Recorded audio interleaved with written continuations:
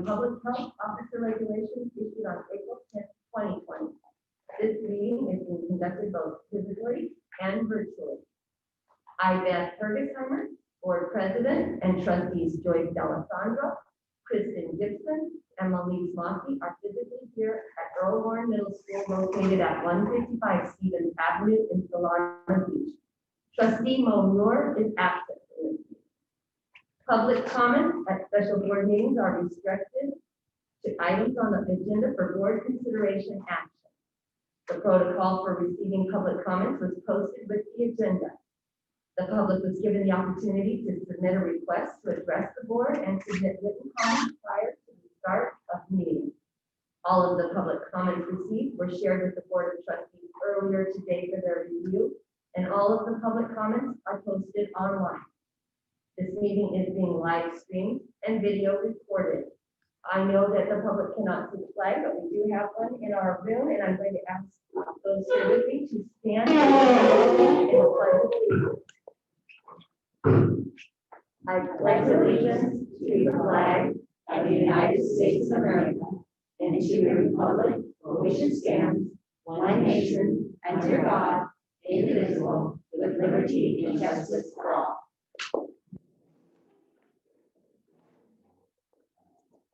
I'm going to remind everyone that the sound system has to pick us up through our mouth, so keep remembering to speak up. And I'm going to ask for a motion to approve the agenda of our September 24th, 2020 special board meeting of the San Diego Union High School District as presented. Approval. Thank you, Ms. Alessandro. Do I have a second? Second from Ms. Mossy. Any questions or comments? And I'll ask Ms. Schultz to take the roll call. Ms. D'Alessandro.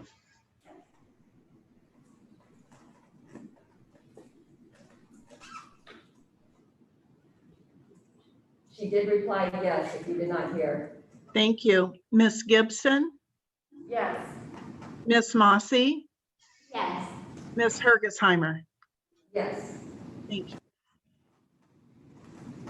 Our next, our first real item for discussion today is our facilities update. There were no requests for public comment on this item, so we will now hear an update from staff. Dr. Haley, Ms. Tina Douglas, Mr. John Adelman will be presenting. This was brought from our previous meeting that we were not able to have time to address, so we thank them for coming back for us to be able to do these materials today. So start with Dr. Haley. Before I turn it over to Associate Superintendent Douglas, I just want to again publicly praise our facilities department. In addition to keeping everything moving forward with our bond and construction programs, they've been also an integral part of our safe reopening plan and making sure everything that our school sites needed for health and safety in this pandemic response has been there. So I credit them for doing that and appreciate their hard work. With that, I will turn it over to Associate Superintendent Douglas. Awesome, thank you. And thank you, John, our Executive Director of Planning Services and Maintenance and Operations and The longest title in the discipline. You're right, yeah, exactly. So John is here, I'll be doing the presentation. John is here in the event that anybody has any detailed questions. But we felt that it might be a good opportunity to just talk about facilities as we've been preparing for COVID-19 and reopening and getting PPE and training all of our custodians, et cetera. There is a lot of other work that is still continuing to happen on a day-to-day basis. So just give you a quick project update. We have the Costa Canyons Culinary Arts building that is nearly complete. As you guys know, we also have Math Park that is in the process, and that is being made possible by donations from the LCC Foundation. So that's looking fantastic. With matching dollars from the district. Correct, yes. Not quite matching, they, Well, yeah, but yes, share, exactly, yes, Yeah, yes, yes. We also have, I'm sure many of you guys have seen it if you haven't gone yet, the Request Educational Complex, the Home Sunset and Coast. Fantastic. If you haven't been yet, it's incredible. And then CCA, SDA, basically all of our high school campuses now have cameras installed across all the campuses. And we are currently working on the middle schools next. So Degano is the first middle school, and then we'll work our way down. So that's happening as well. We also have, if you recall, in some of the conversations we had before COVID, some areas within the district office that need to be addressed for compliance issues. So we're currently looking at some of that. These are projects that are in design.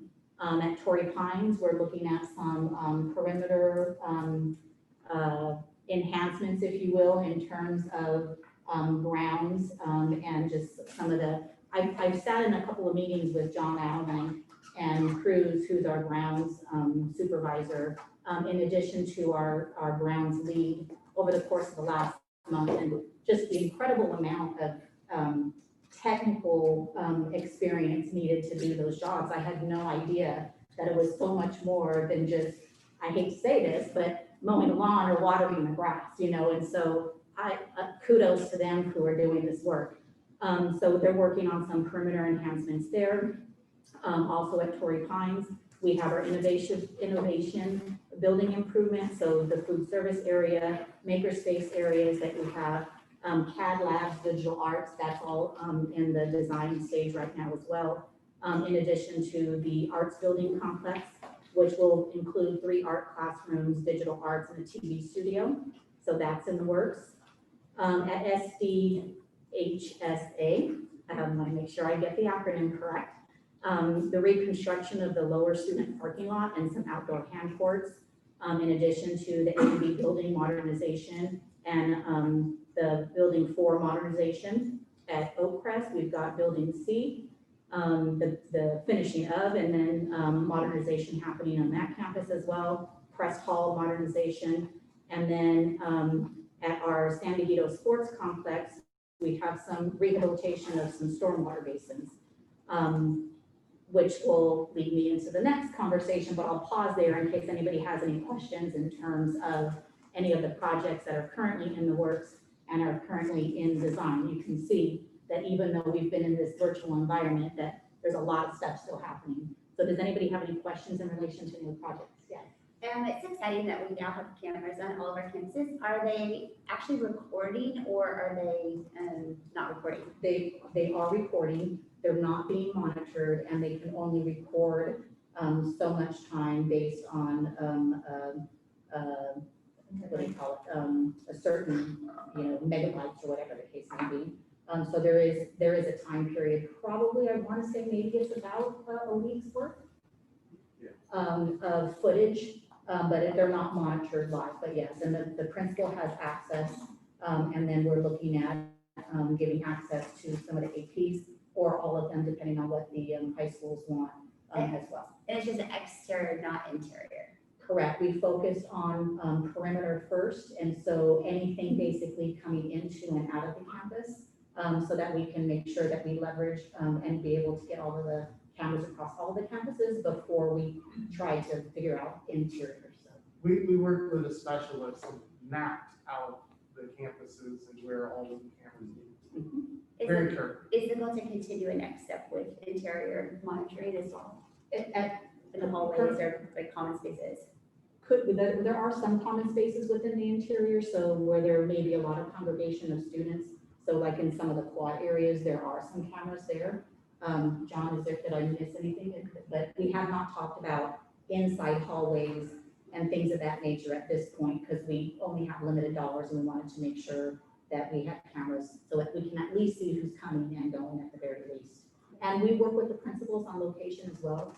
So they develop a plan and tell us where they think the cameras would be, and then work with the principals, and the principals will say, we have a blind spot here where a lot of things happen. Can we add a camera here? So we've done that across at the high schools. Really, the only interior spaces, I mean, the CCA I'm trying to visualize is almost exclusively exterior pathways. Within the main administration building and the commons, there are some interior spots. Torrey Pines would really be the original building where their commons is. LCC almost exclusively exterior, and SDA, when we've put in the new buildings, new architecture, new thoughts in California. the interior spaces that we purposely added at SDA are there to support, movement and teaching and learning opportunities for small groups. So those would really be the locations. I think we could certainly take a look at that. As my understanding right now, we've shifted our focus to the middle school level. Correct. And we have cameras here as part of the installation package for here, and then looking at the others. Almost like that was kind of phase one. Once we got to that point, we've had principals that have asked at the high school level, can we add some additional cameras? And we've asked them to hold off until we're able to get cameras installed in all the middle schools. I know, a while back, we did have some vandalism issues in the bathroom. Was that up for discussion? And in SDA specifically, that's an outdoor space, not obviously in the bathroom, just in the hallway. Is that anything that has been discussed, or is that a need, or? We could, when we get to that point of looking at maybe some interior spaces as well, but the focus really has been on perimeter. Thank you. Any other questions? Okay. Okay, so the last thing that I had mentioned was the San Diego Sports Complex and the rehabilitation of some stormwater basins. So there have been some new guidelines that have come out from the California State Water Resources Control Board. And you guys know a lot about our SWIP program that we have at some of our middle schools. And basically in 2020, the regulations that they established. We'll do a check for understanding. This is a discussion meeting, so we need the vibe to be a little loose here. Does everybody know what SWIP is? Yeah, stormwater Okay. pollution, Stormwater okay. pollution prevention, okay. And so the regulations were already in place for other larger municipalities, but in 2020, they extended those regulations to school districts. So now we have to comply by those regulations. And so they're currently starting to do some inspections based on those guidelines. And we had our first inspection take place fairly recently. And the basins there were found, 2 of them were found to be in poor condition, and 3 of them were found to be in fair condition. And ultimately, the poor condition ones will probably have to be replaced. And, by nature of just the overgrowth and things of that nature, you guys have heard this wouldn't be the first time where we talked about just the limited resources that we've had as we've expanded with Prop AA, some of the square footage and things of that nature. And not adding additional staffing on top of that. So there are things that maybe have not had the best TLC. And so now we're going to start to see some of that effect. And so we will probably have to look at replacing 2 and then have to do some mitigation on the other 3 to bring them up to code. We've already started doing some of that work. So they've cleared them out. And then the city will probably have to come back and take a look at that. So can you tell me, I know like SBA and Quasa have had the permeable surfaces and kind of newer installations for their drainage. Are these at other pre-existing locations, a little older installation? Yes, they're all across all of our campuses. These were some of the older ones, La Costa Valley, obviously, when that was built out. And there just really hasn't been a lot of maintenance at those levels. So we have basically 2 plumbers which handle water both in the buildings and outside, and their priority really has been on inside the buildings. So unfortunately, when there are those things that take precedence, some of these other things that are outdoors have not. Now we know that we need to, have some additional resources at that level, especially, in talking with Mr. Adelman, the replacement cost of 1 could be somewhere in the ballpark of about $50,000. And so we're looking at probably replacing 2. And then just to bring the ones that are in fair condition up to code would probably cost us about $20,000 each. So really, John has been working with his team. If you recall back last year, we had a position, Mr. Lopez, who was both grounds and custodial. We separated that position out and we hired a ground supervisor purely dedicated to that. There's a lot of work that has been transpiring in that department since then. They're even looking at a centralized watering system. I just learned about all this today in my meeting this morning. And so really having the grounds lead go out to all of the school sites and documenting the inventory of all of our water and see where we can put this into a system and help us kind of manage some of that already. So there's a lot of work that's been going into that. And he's going around to every single campus, identifying where there may be some additional need for some TLC. You have been here for a long time, and I'm looking at you too, and probably would remember, I've been here 3 years, of what some of the campuses looked like when we first did some of the modernization with the lush greenery and things of that nature. And if you were to walk around some of our campuses now, you will see that some of that has since turned brown. What I learned today was the fauna, for lack of a better word, some of the greenery and plants and things of that nature that we use really have a lifespan of about 30 years, and we're kind of beyond that 30-year period. And so really what they're trying to do is look at things that we can replace that with that will be easier to maintain. And then there are some things that we have to do, are required to do, and John and his team work really closely with a lot of residential areas and HOAs in establishing fire lines.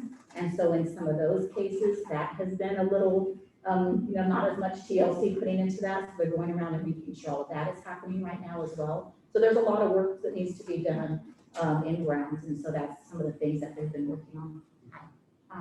Question, back to the sports complex. Do we get assistance, financial assistance from the city of Carlsbad on that complex? We maintain it, it's ours. So any cost of maintenance is our cost. Okay. At one point, We we talked have about, negotiated with them. The sticking point that we always arrive at is that they would want to then treat it as their own municipal park and only prioritize usage by Carlsbad Right. programs and residents, and we can't do that. That's where we inevitably end up. Well, the unfortunate part of it is there are many Carlsbad residents whose children do use that park for soccer or yes, whatever, and wow. Could we Yeah. go back to Without, to the bargaining table with them? And well, see- we've had some conversations, if you recall, probably it's been maybe about a year and a half or so now, trying to enter into this joint use agreement. And part of that really was to help kind of give them the ability to take over, if you will, so that we wouldn't have such a high burden of cost for the maintenance of it. And at the end of the day, we kept coming back to, when you might recall, like the Encinitas soccer club that came and spoke to the board, we couldn't come up with a priority that would satisfy what the city was looking at in terms of having those groups be able to have a higher priority over the city of Carlsbad. At some point, it becomes a question of, well, why am I taking it over if you're going to continue to use it and have most use of it anyways? And so that was, we just couldn't get beyond that. So that was why we never really finished that, coming forward with the full agreement, because we couldn't get there. And I understand that there's no way we could have gone into an agreement like that with Carlsbad. But the fact that Carlsbad teams are using the park, is there any way that we can find to have at least a partial financial commitment on the part of Carlsbad? So anyone What was that? so anyone who uses the park should be filling out a facilities use request, and those fees that they are paying do go towards the cost of the maintenance of it. So yes, that does happen on the natural, as long as they're going through the process. There have been times where Mr. Mytrop has had to go out there and basically tell people that they have to leave because they don't have the facilities use request in place. And if we're not monitoring that, then it becomes unfair for those that are paying the fee. So yeah, as long as they're going through the facilities use process, we are charging them the fee based off the fee schedule, and that does recoup our costs for the maintenance costs. And including the residents. Including the restrooms if they are open, yes.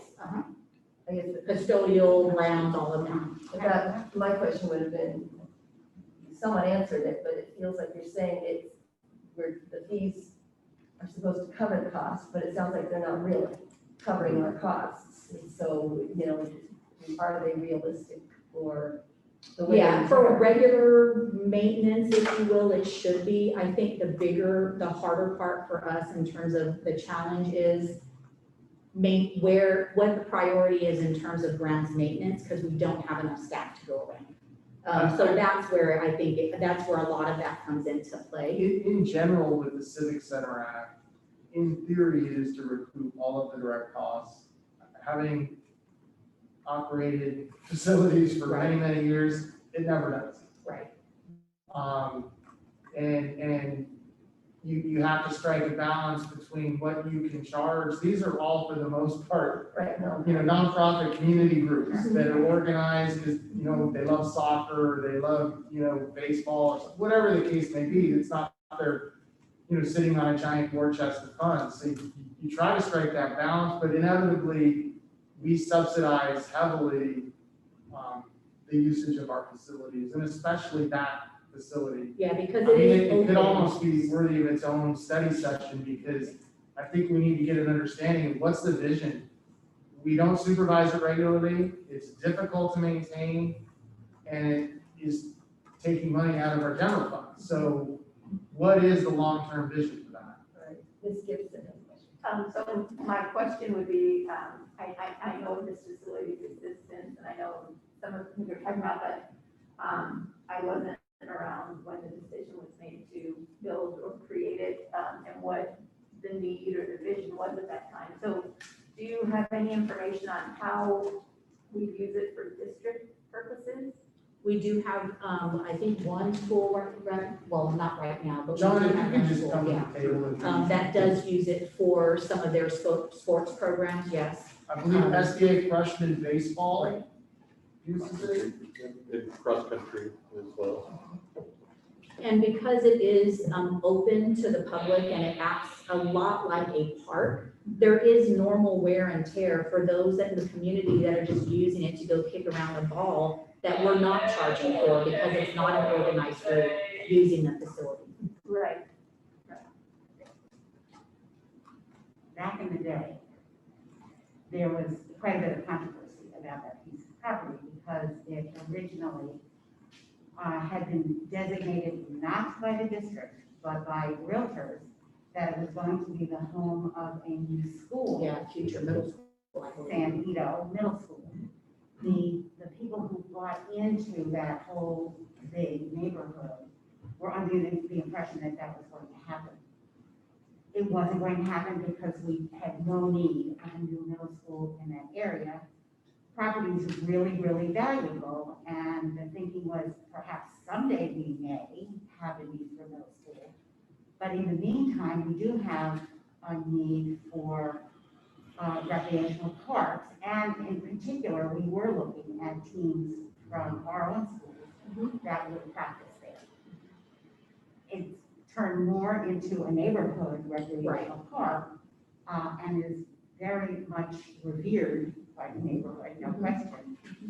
But it has really changed its identity over time from what the original plan was for that piece of land. Well, I think because we are the kind of long timers in the room, it was already owned when I came on the board, but as this discussion was going on in the community, I know when I moved here, and I have some of the old charts, our expectation was our district would have 17,000 students. Yes. And so it was purchased, expecting it someday to be a middle school. We just had no timeline. Right.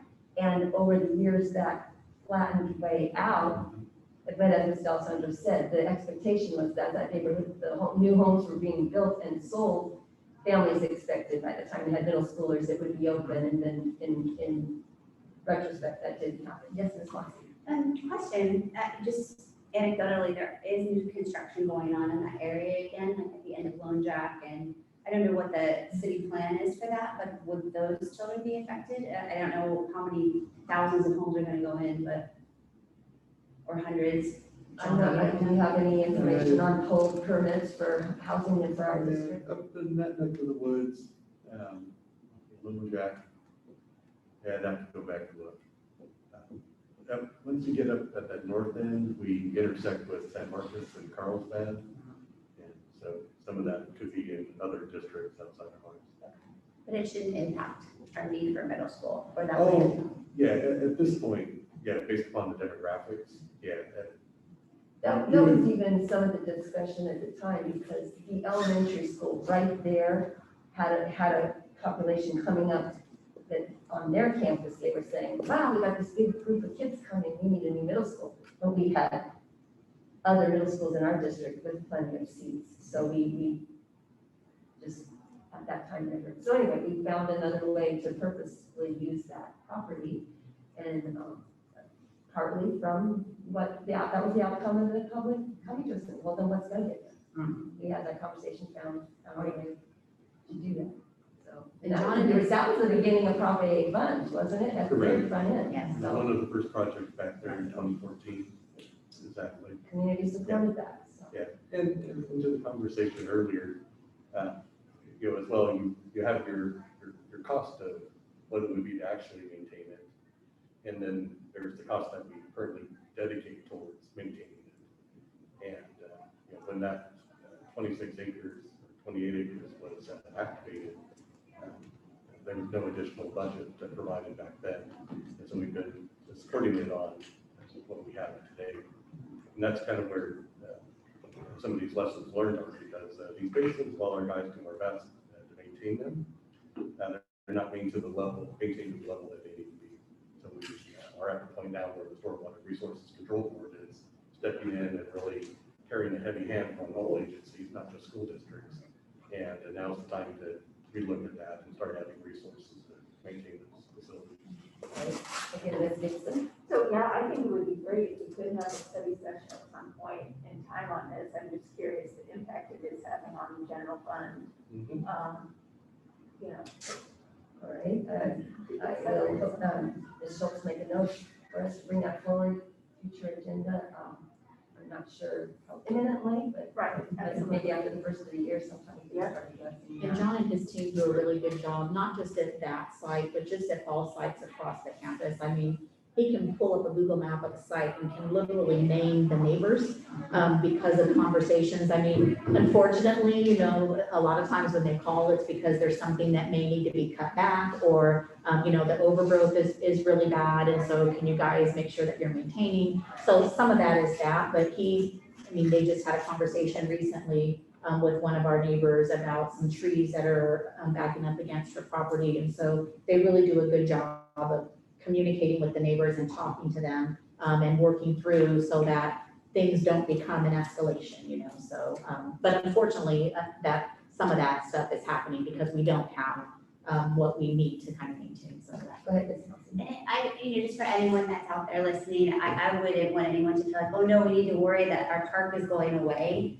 I mean, I'm sure that we can figure out a win-win solution where maybe it could be leased, or, I don't think that's the intention of our discussion at all. Just to be better stewards and, make it a nicer space without draining us.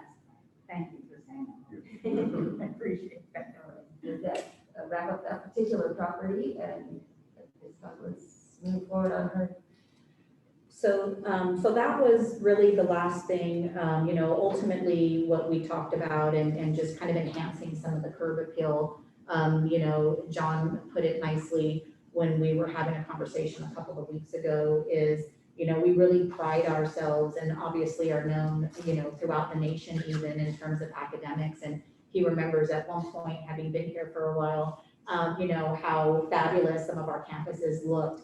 And unfortunately, some of that is not the same anymore, and he's trying to get it back to that level.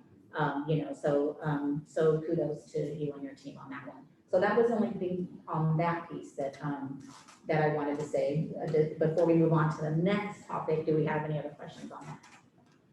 Okay.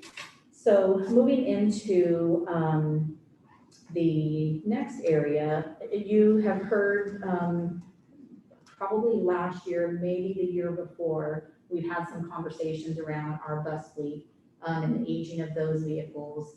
And that after, if you recall, after 10 years, the manufacturer stops making parts for them. So we have staff that are going out just foraging really for parts.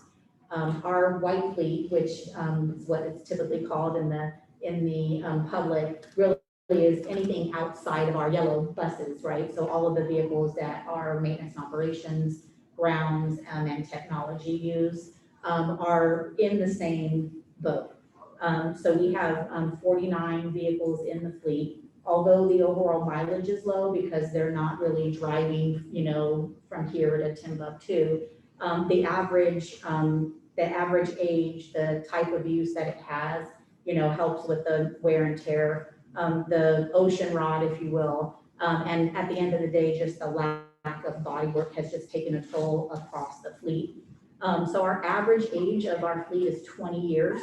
Our oldest vehicle is 1989. So we're looking at some options on replacing some of that fleet. Right now, we're looking at maybe 33 of them. 9 of that 33 vehicles predates airbag standardization. So that's a big safety issue. All 33 of those that we're looking at predate anti-lock brake standardization, another safety issue. And then all 33 of the vehicles predate electronic stability control, which is when a car starts to lose its traction, the system kicks in to kind of stabilize the car, if you will. And that went into place in 2012. And that electronic stability control is considered one of the most significant safety inventions since the seatbelt. And so really big safety concerns for our team. I know that budgets are not good right now, but we do have to consider safety of our team members. And so John has been working and trying to figure out how we might be able to get some of these vehicles replaced. And he's been working with a couple of vendors. And so we may be coming forward with a plan for board consideration in the future. Anything you want to add to that? Or anybody have any questions on that? Go ahead, Ms. Marcy.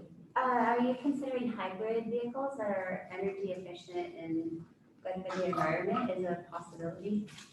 I'd like to do so, but it all comes down to, you know, for this, at this point, cost. And just trying to get the biggest bang for our buck. This conversation has been ongoing probably for the better part of a decade. Not only for the white fleet, but for the yellow fleet as well. And at this point, but the fleet being so aged, it's just trying to get as many vehicles to at least a recent code. The gas mileage alone would be better, even with the combustion engine. But based upon the conversations I've had so far, vehicles that we want, just given the amount of load they have to carry, the hybrid model doesn't work. We've looked at that as well as all electric as well. There is a new hybrid truck coming out, just such, Yeah.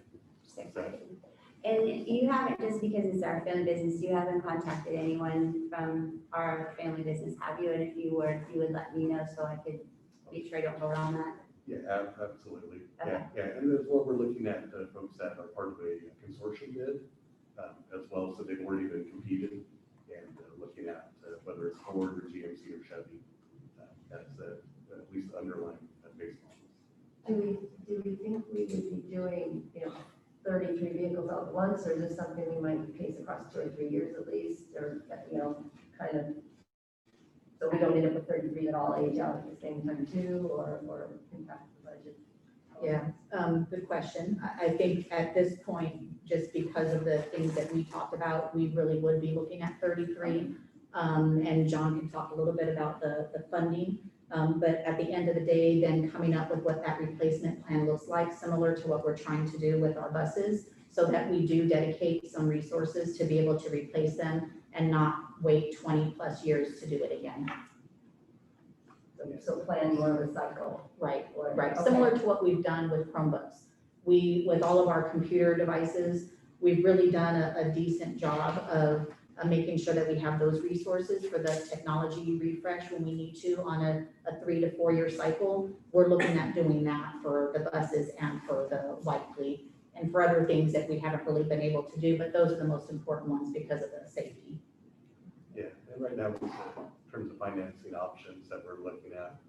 I'll be setting a meeting with Tina and Don Campbell, our Director of Finance, probably next week to review them all. But 3 different models. One would be to buy 11 vehicles in 1 year over the course of 3 to get to 33. Also looking at whether we could do like a 3 or 5 year lease with a buyout option based upon the incentives that are available, and which also might be another way to go, just in terms of being able to keep a fleet at a reasonable age versus letting it go for so long, and then being able to establish some budget. So looking at a couple different options, but based upon whether you're doing direct purchase or lease, there's also different financing incentives and grant incentives out there. So The inventory is very low still because of COVID, and it's a really, really bad time to buy, but I think in the next couple months it will be better. And are you also looking at reliability as far, no offense, American versus foreign? yeah, that's where we're, again, working with consortium bids. They're all, But you guys have a reliability index on different manufacturers and stuff like that? Yeah. That's good. warranties and all of that as well. And if you recall, what I believe it was in 2017, when I first got here, we replaced 7 of our buses using a lease option just so we can get more of them replaced, because it's a lot cheaper to do it that way up front, so you can spread that cost out over a 7-year period. So we did that in 2017, and we're in that 3rd year. But the notion is that we would get to a point where we would be replacing them on a regular basis as well, so. Okay, does anybody have any more questions on that topic before we go to the last one? I told you, there's a lot of stuff still happening. Okay, so facilities use, we've talked a lot about this, and so we just kind of wanted to give you an update on where we are in terms of facilities use. So right now, we are, although we're closed, if you will, to the public for some instances, we are opening up in the sense that everything will be on a case-by-case basis in terms of approval, with the priority being given to our students themselves. And we need to be able to make sure that the use that is taking place doesn't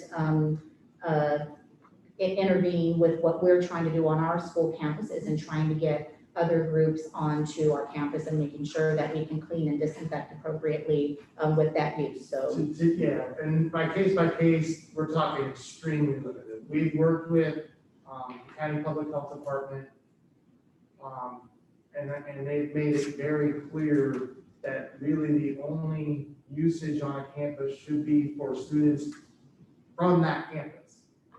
They don't even really want mixed of students from different campuses. With that said, there are some things that we can do, again, on a very limited case-by-case basis, as long as it doesn't interfere with our students, doesn't interfere with our ability to clean and maintain the facility. For instance, we could use the example of the parking lot at CCA. The food bank, yep. So we have the Saddleback Church that's wanting to use the facility for the food bank, and it's actually a drive-through food bank. They've had one already, and we've heard that it had a really good response. And so they're looking at requesting facilities, and really it would be like a parking lot in a portion of the campus, but wanting to make sure that it's done in a time and space where our kids aren't on campus. And so limiting basically the use based on our needs. So yeah, that's one example. And really that's the only example at this point outside of the Boys and Girls Club that provide middle school sports opportunities for our middle school students. Yeah, and we have that on there. I really want to credit publicly our Boys and Girls Club. This has been tough on everybody. It's been, we have the foundations there. This has been tough on the foundations, tough on our Boys and Girls Club, tough on, third-party clubs and teams that have done stuff for our students. So we're really working hard with the Boys and Girls Club to get them in a place where they can use our facilities, they can use, to benefit our students, get middle school sports going. There's been some issues in the past with billing, and I want to thank Tina and I think John for working with them. The last thing we want to do is negatively impact an amazing community organization like that. And so I think we have a pretty good pathway to move forward, but we will see quickly moving forward their ability to get some activities going for our students. And they actually started on Monday, so across all of our. So by quickly, they've already done. Yes. I don't know everything, but I love it. Yes. And I just wanted to share, because they shared some data with me, and I've been in the district for 3 years, so it was good for me to see just the numbers. Since 2003, they've served approximately 34,000 of our students and host about 2,000 of our students each year. So obviously a big impact for our middle school students, and I wanted to share that. We've been meeting with them in terms of the fee schedule, which is the other piece that I wanted to talk about. So in some of the conversations we've had, you've heard some people talk about the fee schedule and how it seems to be a bit high in terms of our counterparts. John has done some work in looking at that fee schedule to determine whether or not those fees do accurately reflect the direct cost, if you will, of the maintenance, et cetera, and the upkeep of our facilities. And he's still doing that work. But we will be coming forward with an updated fee schedule somewhere within the next couple of months. And what you'll find probably is that fee schedule will be reduced.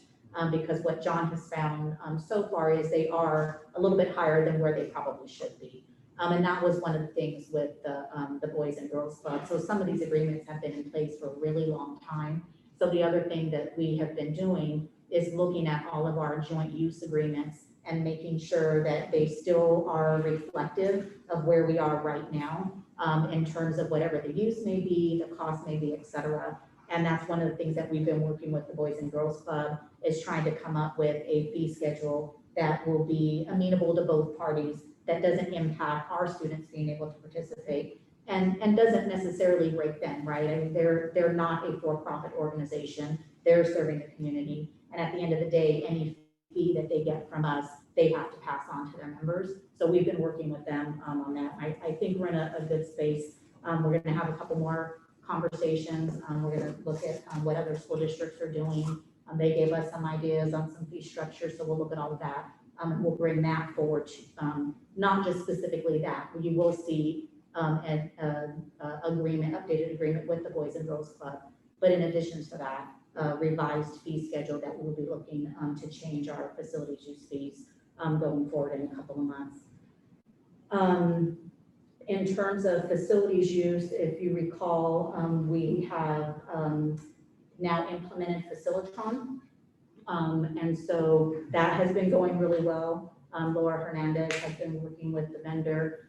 They have gone out to all the school sites. They've taken pictures of all of the spaces. I mean, unfortunately or fortunately in this environment, because we haven't had people on campus, we've really been able to kind of dial down and get that system in a good space, because there's not a lot of usage right now. So it's been helpful for us in getting that time. But all facilities use requests will go through this system, for even if it's an inside organization or even if it's our own student use. So obviously the school sites have first priority. They'll put it into this calendar, if you will, within Facilitron. Really what that's going to do is help us identify who's on our campuses when, because it really then will allow us to make sure that we have the proper staffing for it. And then not only that, that we're able to clean and disinfect, and that we can see if there may be a conflict by not having one group with another group, et cetera. So it really is going to provide a whole lot of transparency, across the board. And I know that's been some of the concern that has come up in some of the other conversations that we've had. So we're in a good spot. I think that goes live here soon. Tomorrow evening. There we go. So that'll go live here tomorrow. And the Boys and Girls Club, even if we have a joint use agreement, they will be putting this information into Facilitron so we can see all the spaces that are being used across campus. So it will go into the system. Anybody from the community can go online. We already have a web page for it. They can reserve whatever space they need. And then it goes through a routing process, if you will. School site will be able to approve once it gets to John and Laura's office and facilities, they'll be checking to make sure what staffing is needed, and then that the liability insurance is there before we move forward. So, and obviously, if we do get something from the outside, again, like we said, case by case basis, because we want to make sure that it's not impacting any of our student programs. And then they all know, so if with the Saddleback Church use, Boys and Girls Club use, we've been very open with them that even within a 24-hour period, we may have to call and cancel something that you're having on our campus because we might have a need for our own students. So for those are the only two that we've had so far. We've made it very clear that we do have the ability to tell them that we have to cancel because our students take priority. So that's kind of where we are with the fee schedule. And then, and Facilitron. And then the last piece is really around the foundation use, because that's also been a topic of conversation and how that will, what we want to do, and hopefully have a conversation here so that we can move forward with trying to develop a policy around that so that we can finally kind of have it codified. And so if you recall in some of the conversations that we've had, is that the foundations use the facilities and basically, for lack of a better word, for a foundation sponsored event. So it's a third party that's using the facility, and then it gets run through the facilities use process. The question then becomes, to what level are we going to permit or not permit the use of the foundations, and to what degree? If you recall, the foundation basically gets donation money from the groups. To what level are you guys comfortable with that continuing? How do we want to move forward so we can try and develop a policy and bring that forward for approval? And I don't know if you want to add anything or you want to add anything, but that's what kind of we were hoping to kind of gauge today. I'm not clear on what you're asking for. So I'll make it clear.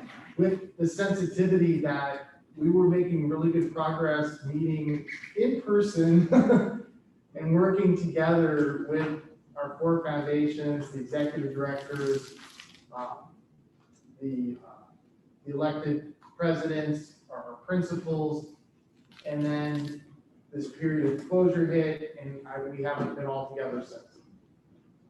And there hasn't been, as you have heard, really much use of facilities anyways, so it hasn't had, much of an impact on what we've been doing. So an example would be, if the foundation blocks out a usage on a campus, and then they work with another person, party, organization to use that. It's the foundation in the sense that we are seeing using our campus, and I guess use an apartment term, subletting to another organization that is in fact using it. And then they are collecting all of those dollars. There have been questions over the years, quite frankly, is this legal? My interpretation is that it is, in the context of it's a fundraising school-connected organization, and they're viewing it as a fundraiser. Our concern has been a lot of our concerns is cured by the use of Facilitron. So we know what's going on. Secondly, it also facilitates making sure all the proper documentation is in place, certificates of liability and that sort of thing. We understand in the end that the dollars being raised are benefiting our students. There's no question about that. So really one of our other sticking points goes back to, for instance, I guess we're calling it the Costa Valley Sports Complex now. I've heard it used by different names. We need dollars to maintain the facilities. And so we can very easily earmark through both Facilitron and our accounting system, for lack of a better term, take it indirect, whether it's 5% or 8% or 10% or whatever it is, that's set aside then to continue to maintain these sites. We do appreciate over time that they have donated back and done things, for instance, the new floor in the CCA gym, and that's wonderful, but there's a lot of kind of boring things that need to take place to maintain facilities. And so that's kind of where we're at, and we want to make sure that the board is directing us, and I just want to emphasize, we want to move forward in collaboration with our foundations.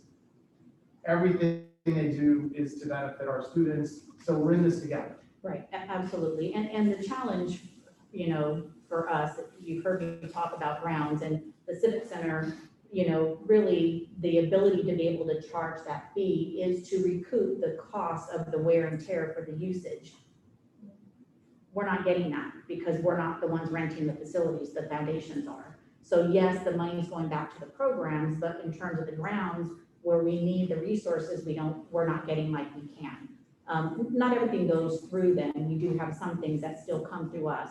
But at the end of the day, those resources are being used for programs, fabulous programs. But we just want to make sure that we're moving in the direction that you want us to, so we can come up with what that policy is.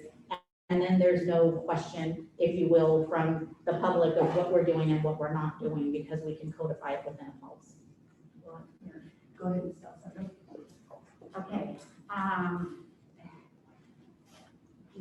much is Facilitron taking from each of these foundations or from us by virtue of keeping tabs on the foundations?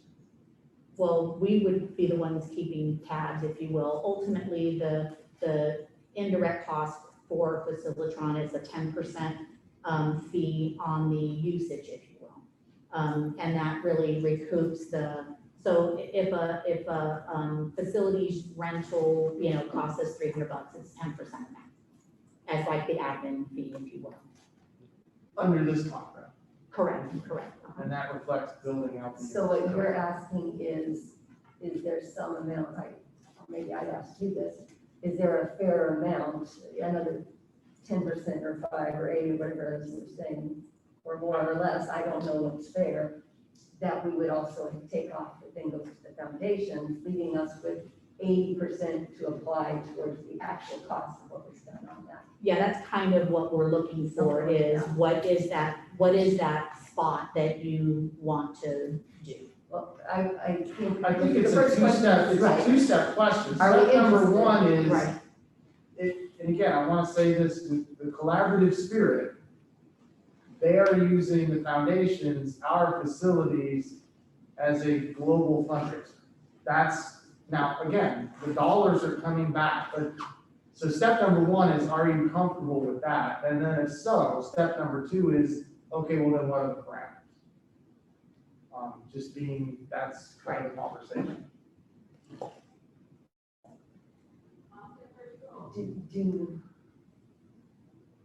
I mean, not being familiar totally what amounts they were, how they were getting dollars, how many dollars they were receiving doing that. Is this something we would be then distributing more equally, where all the campuses, just the high schools, the foundations were doing this? Yes, and that could be another question, because we've been asked by the middle schools, can they do it? In terms of dollars, to be honest, we don't know, because we don't see any of that. And therein lies some of the transparency that we've been trying to deal with. We don't know what they're collecting. They're supposed to be collecting what is approved, what the board fee schedule is, but we don't know that. Well, again, with the caveat, if it is a fundraiser, they can charge more. Correct, It is a fundraiser. correct. Yes. Austin? Well, I think we're all on board with, we want to be able to support students, and our foundations do support our students, 100%. We do not want to harm our foundations. But we also need transparency. We need to know who's using our facilities, when they're using it, why they're using it, and we need to recoup money to maintain the wear and tear for the facilities. So that's what I would say would be very important. In addition, I think it's also a matter of equity because we do have some campuses without foundations. So for instance, Sunset does not have a foundation, but they have a beautiful new facility. So how do we navigate that with them and to honor all of our campuses in the same way with the same equity without harming our foundation? We would input, and I assume, I don't know if because of its new construction status, everything that's available at Requays Educational Center. It will all be cataloged and viewable at the website. And if I was a member of the public, let's say I wanted to do, let's say we're not in COVID era, I wanted to do a dance for middle school kids and in the Requays, new multi-use room, I would go online and I would see the fee schedule and I would be able to put in that request. It would get routed to the district, it would get routed to the site principal for approval, and it would happen. And we would know, we would say, okay, you're gonna have to pay for a custodian, you're gonna have to pay for the bathrooms to be cleaned, or whatever it is, it's very, very transparent and very, very easy. That's at a site that doesn't have a foundation. If it's a site with a foundation, that's where we want the clarity because they have been able to use our facilities as a fundraising effort. So there's no need, we don't have to create a foundation at Requays in order for Facilitron to work, in order for members of the public to access that site, in order for us to recoup our costs. It's not required. Go ahead, Ms. Delson. I'm still not seeing it because we're paying Facilitron to keep tabs on this stuff when we could be paid directly by the foundations if there was no Facilitron in between. So the foundation, from what I've seen in some of the invoices, does charge a 10% as well. Charge you 10%. No. The user. Okay. And I say from what I've seen, because again, I don't see it all. Which is part of the. And ultimately. And that's an issue, there's no question. I mean, And ultimately, the fee, really, we didn't pay for Facilitron. So that fee recoups the cost of the program, not to mention the staffing behind it. So they're the ones who, at the end of the day, make sure that the facilities use permits get issued, make sure that the invoicing and all of that is taken care of. So their ultimate, if there's a problem with somebody on one of our campuses and somebody does have a permit and they go down to that site that they've actually rented, if you will, they can call the number which goes to Facilitron, and Facilitron helps with that process as well. So yes, I mean, like I said, from what I've seen, and I can't say that across everything because I haven't seen all of it. It's just pieces that I have seen. There is a 10% cost that they pass on to people as well.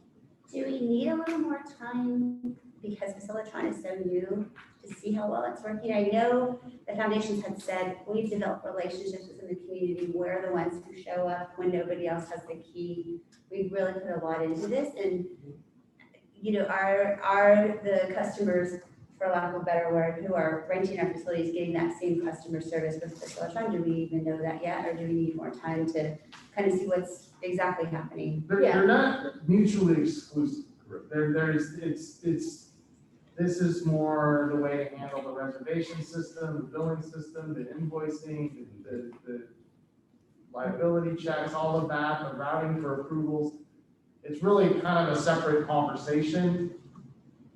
The other answer would be, you're right, we are not on the verge of opening up our campuses to a lot of facility usage as near as I can see anytime soon. Yeah, we can bring. So we have plenty of time. This is just to have the discussion,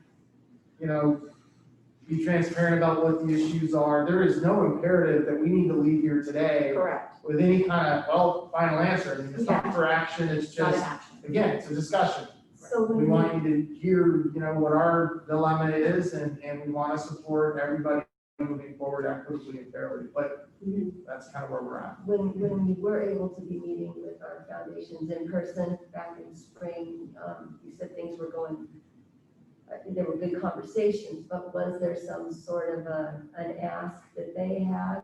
You know, that if they book something, that then they go ahead and add another percentage and then that becomes their cut or was I'll there have to any? defer to John, I wasn't part of the Okay, was there conversation. any? Yeah, so where the last conversation left off, and it wasn't with all foundations, but one.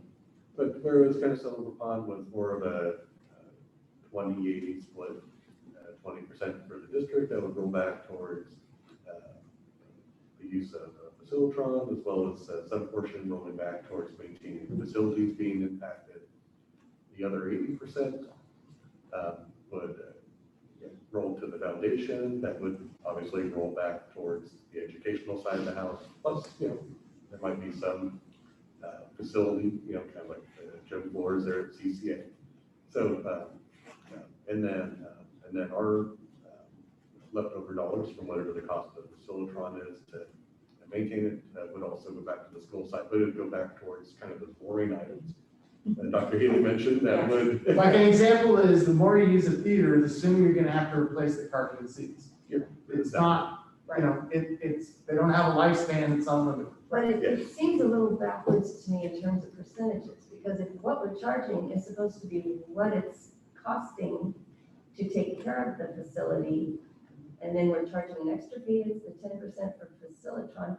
To me, having not been in those discussions, it seems like then we're looking at how to get foundations another 10 or 20%. But we still need what we need to cover the cost, the true cost. Yeah, and I think that's the conversation is where is that balance in terms of these are the fees being generated. You can definitely see where the facility use experience, perhaps under the foundations, is a better experience than under the school district in some regards. And it's at the end of the day, the dollars are in some shape or form all going back towards the school district to a large degree. It's just a matter of the Civic Center Act kind of puts it ideally towards it all going back towards facilities. But for so long, it's also been going back to the educational program and some portion to facilities for particular foundation type projects. So it's kind of where would you like to strike that balance? They don't benefit the students. Sometimes things get perceived as they're like exclusively our problem. I've been in multiple school districts where in various ways some of these issues have come up. Under the Civic Center Act, Tina is correct. We have to have a schedule and that is what we have to follow. We can't deviate from that. It's this, when we involve a third party, and again, under the auspices of fundraising, they can charge more money. That's what we're talking about here, to be honest.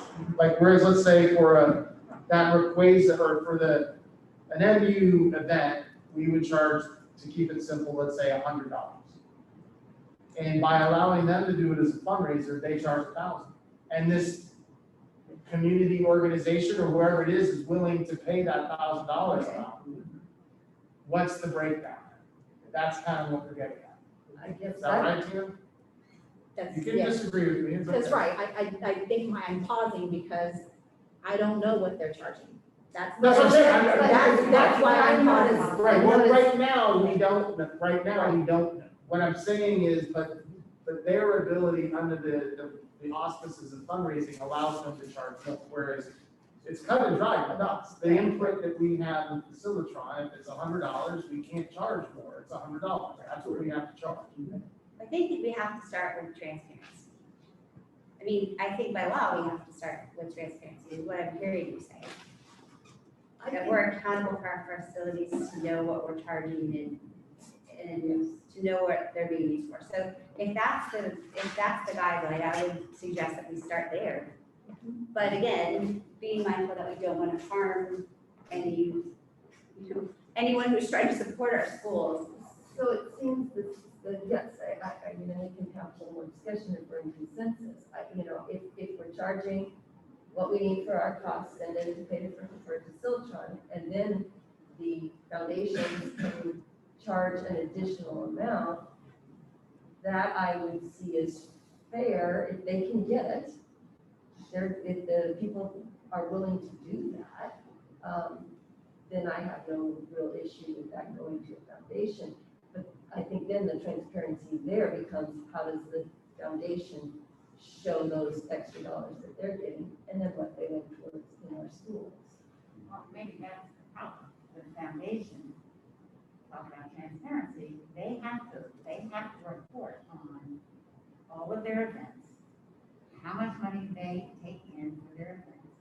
And so that we have a feel, because it's my feeling that they take in a lot of money, and that bringing in Silicon or whatever is just impeding them, or taking some of that money, not to use on our campuses, but to use to have Silicon doing their job. So I'm really confused as to why we can't get our different foundations to sit down and agree that, okay, you know, our books are open. This is what we take in on each of the projects, and this is what we are giving to different aspects of improvements, whatever, to the campuses that our. But I think the answer to everything you're saying is yes, with the caveat, we are bringing ourselves into compliance with the Civic Center Act. I think. We have to have a program by the Civic Center Act that accounts for all of our facility usage district-wide. Why is John doing the study? Because we also have to post for the Civic Center Act our fee schedule. That's all required, whether we use Facilitron or we hire 2 more people in our district to do it, or whatever. We have not been as compliant as we should have been with the Civic Center Act. I think we needed a system that let us do that for every facility we had, and our foundations were doing it maybe for their own campuses. But I Correct. think we needed the system, and the fact that that was paid as an additional fee, like when you do tickets on Ticketron or something like that, correct? Yep.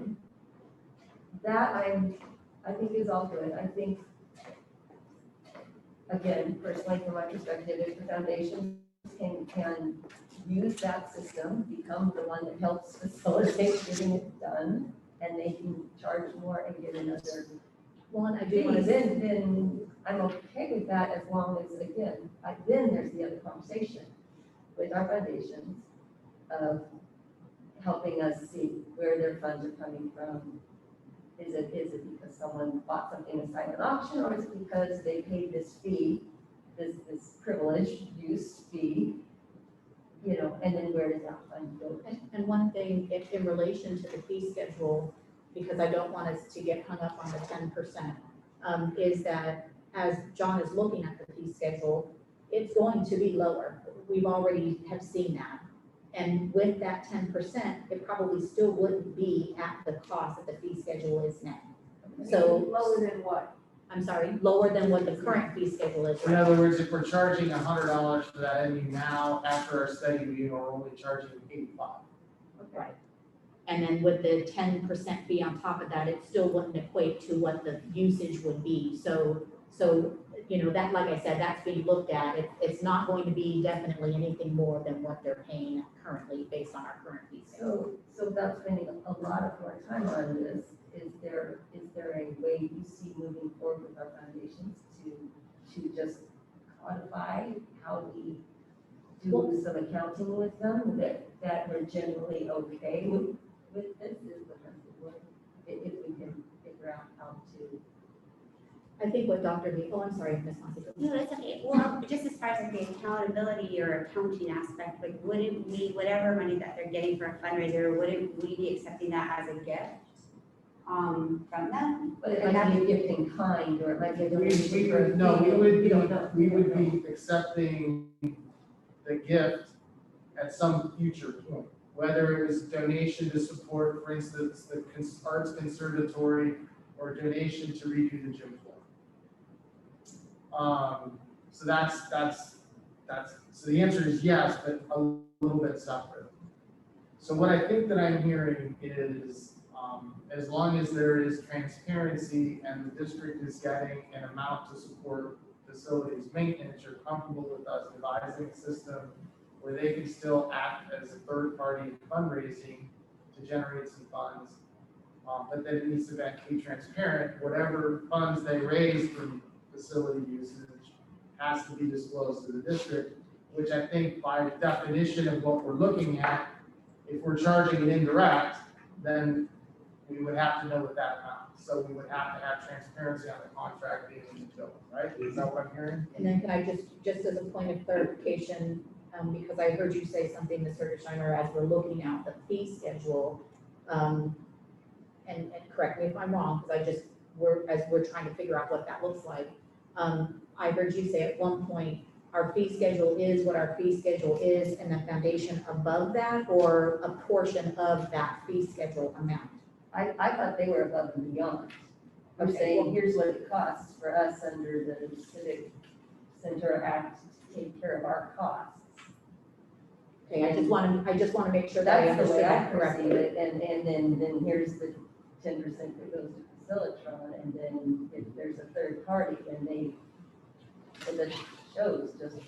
I think we, between the three of us, have heard enough to probably circle back with the foundations. right. And again, we're not, Yeah. there is no rush right Yeah. now because. Exactly. This is not an action item, because I don't want people to say, yeah. No, no, no, I'm talking about this, I was- We are still far from re-engaging widespread Right. facilities. And then this will come up as an agenda item, and if there's public comment, people can give their opinion on what we should do. Yeah, because ultimately what we would be looking at doing is obviously the fee schedule would be updated, and part of that would be the facilities use board policy. And so we would be looking at updating that together. So we're hearing compliance with the law, transparency, equity, and we don't want to harm our foundations. Correct. Okay. That was it. That was a lot, so I appreciate you guys I sitting do through have a that. request, if we could, prior to moving to the next item, take a break. I have a question for them, maybe, and yes, then, what I'd like to do is between each of these agenda items, coming, take a mask break and or a restroom break, whatever people need, we'll just, we'll do that. But, we have some facilities that kind of have changes of use with like replaces coming online. Can you maybe just give us a real quick update, who was using, I mean, was some of that up campus here or at SDA in the parking lot, or, where were bodies that are now at Sunset and what's been done with where they have been at the place? The old Sunset campus is already gone. Right, but those kids were somewhere Correct. this past year. That's what I'm saying, that temporary campus at SDA is already gone. Okay, thank you. They're in the process of going. And then we had kids that came from LCC, from the town. From the TAPS program that are now over housed at Coast. ATP, ATP, I'm sorry. ATP. Coast Academy now. I'm sorry, yes, that is now in house at Has a Coast name Academy. now, Coast Academy. And those classrooms are now repurposed back to LCC's campus use. Correct. Okay. And then the buildings at the top of this campus are getting used by whom now? By the Earl Ward campus. All the, And that way. okay, I saw a hand. Principal reasons, yeah, got it. All right, that's all of my questions. Any other board questions there? So we say 5 or 10, or what's 5 minutes. 5 minutes break, and then we return. So thank you, we will be back shortly. Remember, the mic is on. We are now ready for item number 3, which is our 2020-2021 academic year reopening of schools update. We will now hear public comment on this item. We received a total of 97 written comments and 19 requests to speak. In accordance with Government Code 5495.3 and Board Policy 9323, spoken comments will be limited to 2 minutes per speaker. Earlier today, a random selection was made to select the 10 speakers. When you hear your name is called, you'll be unmuted and have 2 minutes to provide your spoken comment. As always, I'll read a few names so that you can be ready in advance. Our speakers have been checking in. So speaker number 1 is Marcel, followed by Tracy Serafino. Marcel, please. Ms. Hergesheimer, Marcel just went offline. If you would call her at the end, just in case, and go to the next one. Thank you. All right, so it'll be Tracy, I believe it's Saragino, followed by Megan Golly. Hi, this is Tracy Cheragino. Can you hear me? Yes, ma'am, go ahead, please. Thanks. I'll just read what I sent in yesterday. I have a daughter that's a freshman at Torrey Pines High School, less than 1 month into distance learning, and 3 of her online classes are not going well. Her English teacher has multiple technological issues. Her dance PE teacher can obviously not teach dance to 55 students on a Zoom call, and neither can her ceramics teacher teach ceramics. It's not for lack of trying. These teachers are doing the best they can with limited options. I was okay with distance learning to begin with. I've been very conservative with my approach to COVID, but as time has gone on and we've learned more, and we're now realizing that initial reports are showing that the efficacy rate of the vaccine will be around 40%, and that by the time we actually see a vaccine and get a vaccine, we're looking at the end of the school year, June 2021 at earliest. We're looking at possibly even hybrid school for her sophomore year. So she'll be missing part of 8th grade, all of 9th grade, and part of 10th grade possibly, if the superintendent does not come up with multiple working plans. And we don't need to reinvent the wheel. There are other public high schools across the country that have gone back, and they're going back safely. Initial reports are showing that it's much safer than expected for both teachers and students. I'm not saying that we need to send anyone back who doesn't feel safe, that has a comorbidity and it's not healthy for them, teacher or student, but we have to start trying to figure this out because this is not going away in a couple months. And we need a committee made up of community members and teachers and students and staff and medical personnel, and it needs to be transparent and communicated. And we need a survey right away. We haven't had a survey since April. We need to know how everyone is feeling, students, teachers, staff, parents, etc. And we need to put it all out there, research it, gather all the plans that are already in place from other districts around the country, and start working on multiple options so that we can get those students and teachers back on campus. Thank you. Call the time and ask Megan, who will be followed by Alex Gile or Guile.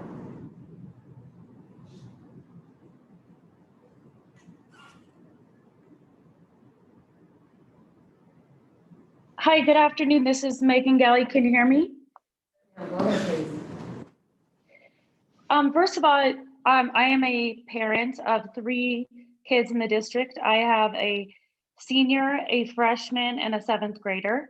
I'd like to start by thanking the teachers and staff who have worked tirelessly and provide an education for our children. I'm just going to read what I put on my public comment yesterday. We are aware that this is an unprecedented time and many are put in very unfair positions. We are also aware that by the fact that there are many creative, thoughtful, innovative leaders who can improve the current state of this district.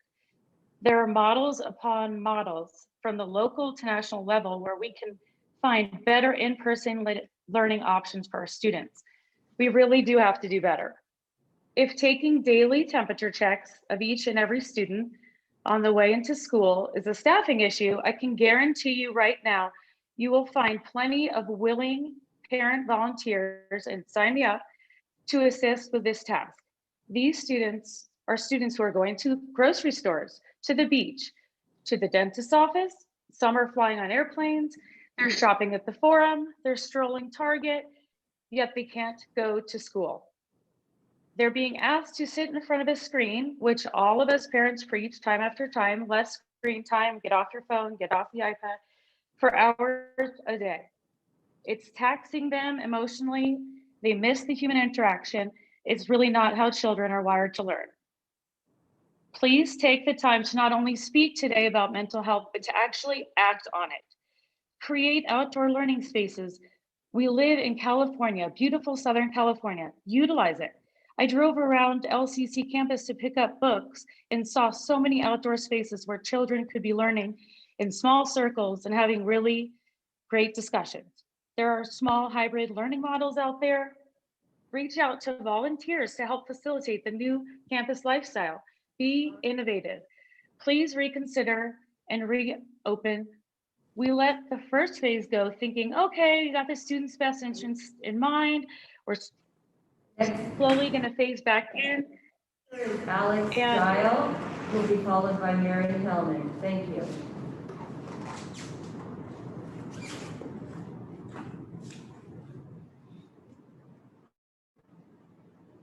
Ms. Hergesheimer, Alex Geil is not online. All right, thank you. Is Mary Hellman available? And she'll be followed by Michelle Gable-Bilski. Hello, esteemed members of the board. Thank you for allowing me to speak today.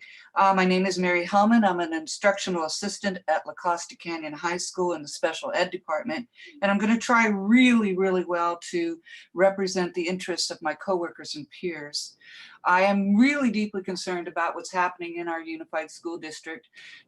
For the special ed department, the draconian choice for our special ed staff is to either report to work or take a leave of absence without pay. Eventually that means losing one's health benefits. So they have to make that choice. Do you come to work or do you stay home? Our mainstream educators are staying home with full pay, performing online teaching. So there's an inequity there. Presently, we have special ed students on campus with staff on campus to support those students. And this is a really difficult situation to manage and control and to navigate, where we have students in the classroom, either outside or in our 2 adjoining classrooms. We have 2 special ed teachers who, might I add, are doing a Herculean effort. They are tirelessly working day and night to perform these online classes, curriculum, and teaching modules. And in this particular classrooms, when we have students outside, we have students in the classroom, we're still teaching an online module. We have a teacher who might be teaching in special ed, or we have some of our students who are in mainstream classes, and it's it's just a din of voices. It's really difficult when you have children who are in the autism spectrum to keep their masks on, or to keep their headsets on, or stay in their desk, or not touch their faces or their mouths or their noses or other staff. When we have a student who needs help with their Chromebook, we staff cannot enter that 6-foot bubble unless we necessitate some strict hygiene precautions, putting on gloves, disinfecting. Thank you very much, Ms. Hellman. Our next speaker is Michelle Gable-Bilski, followed by Pamela Marnell McDivitt. Hello, my name is Michelle Bilski, and I am a new parent to the district, but I'm not new to the district as I graduated from Torrey Pines. Up until this year, both of my daughters attended private school, but my younger daughter decided that she had her heart set on Torrey Pines. And as a former Falcon, I was thrilled, but I am seriously regretting my decision now. Initially, as a prior speaker mentioned, I was fine with the remote learning. I thought that the district truly had everybody's best interest in mind. But the blinders started to come off starting with September 1st in an article that was in all the local papers, in which it was very clear, Dr. Haley stated outright that there was no possible chance of getting back on campus and they've given up. And it was all about how difficult it was for him and the district and nothing about the kids. The last week's board meeting only confirmed my fears that not only is there no plan for in-person learning, there's not even a plan for a plan. And instead our present situation, which was created in July, a lifetime ago, was baselessly extended for another 5 months. More appalling is that nobody told the parents this until a week later. It seems clear that nothing is going to be done, that this group is just waiting for COVID to run its course so they don't have to do anything. Experts agree that it's not going to just clear up on its own for a year and a half at least. And the fact that this group doesn't want to do anything is further evidenced by the fact that on the agenda, it literally says no action will be taken. This says it all. it's an extreme dereliction of duty, negligence. You are obligated to provide a solution to problems. And a document that's been on the website since July 20th is not a solution. Waiting for COVID to disappear, also not a solution. Creating a model to a hybrid model will be difficult, but that is fine. These kids are being asked to shoulder the burden of all these difficulties currently. And I wonder if you've even looked at the percentage of teens that get COVID and the percentage of teens susceptible to extreme mental health issues. These things need to be balanced. And don't kid yourself. Okay, yes. I was just seeing my time. I didn't have much more time. Thank you. Sorry, I thought you were finished. So next is Pamela Marnell McDevitt, followed by speaker number 8.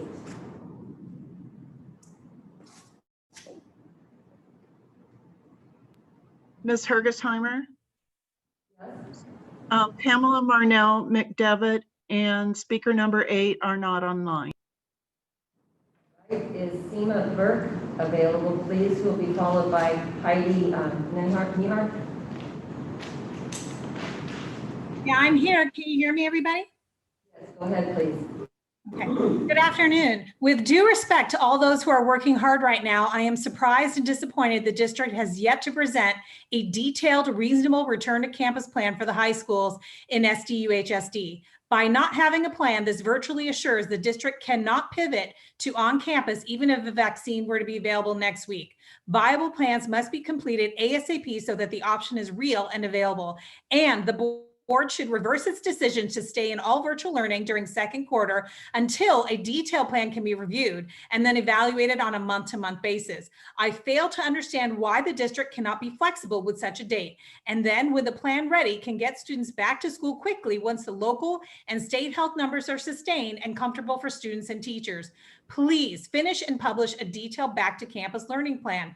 Please survey parents and students as well as teachers to get specific yes/no answers regarding in-class attendance under varying density models. If less students want to return, planning will become easier. Please see the on-campus model examples at 2 public high schools, Poway Unified and San Juan Capistrano, and also look at Pacific Ridge School in Carlsbad for additional specificity and varying density models. These are all very well thought out and comprehensive plans, including grade cohorts with changing classes and still in compliance with state and local public health guidance. I understand concerns have been raised regarding money, facilities, and resources. However, SDUHSD had $5.2 million of one-time COVID relief funds before the Chromebook purchase that could have been used to help set up outdoor classrooms or extra teachers for additional smaller sections or monitors for teachers that teach remotely. The students should not now be penalized for a hasty, publicly unsupported, and non-unanimous decision to use these funds to make this purchase. As other public high schools are showing, some kind of hybrid schedule can work. And to be clear, any time on campus and school safely done would go very far to lift student spirits. This aspect is very important right now and should not be dismissed lightly. You are in charge, board members. Direct the district administration to present a plan. Thank you for your consideration. Thank you, Ms. Burke. Next is Heidi Nehart, and if Marcel has been able to sign on, we will take her. Yes, it's Heidi Nehart. Can you hear me? Yes.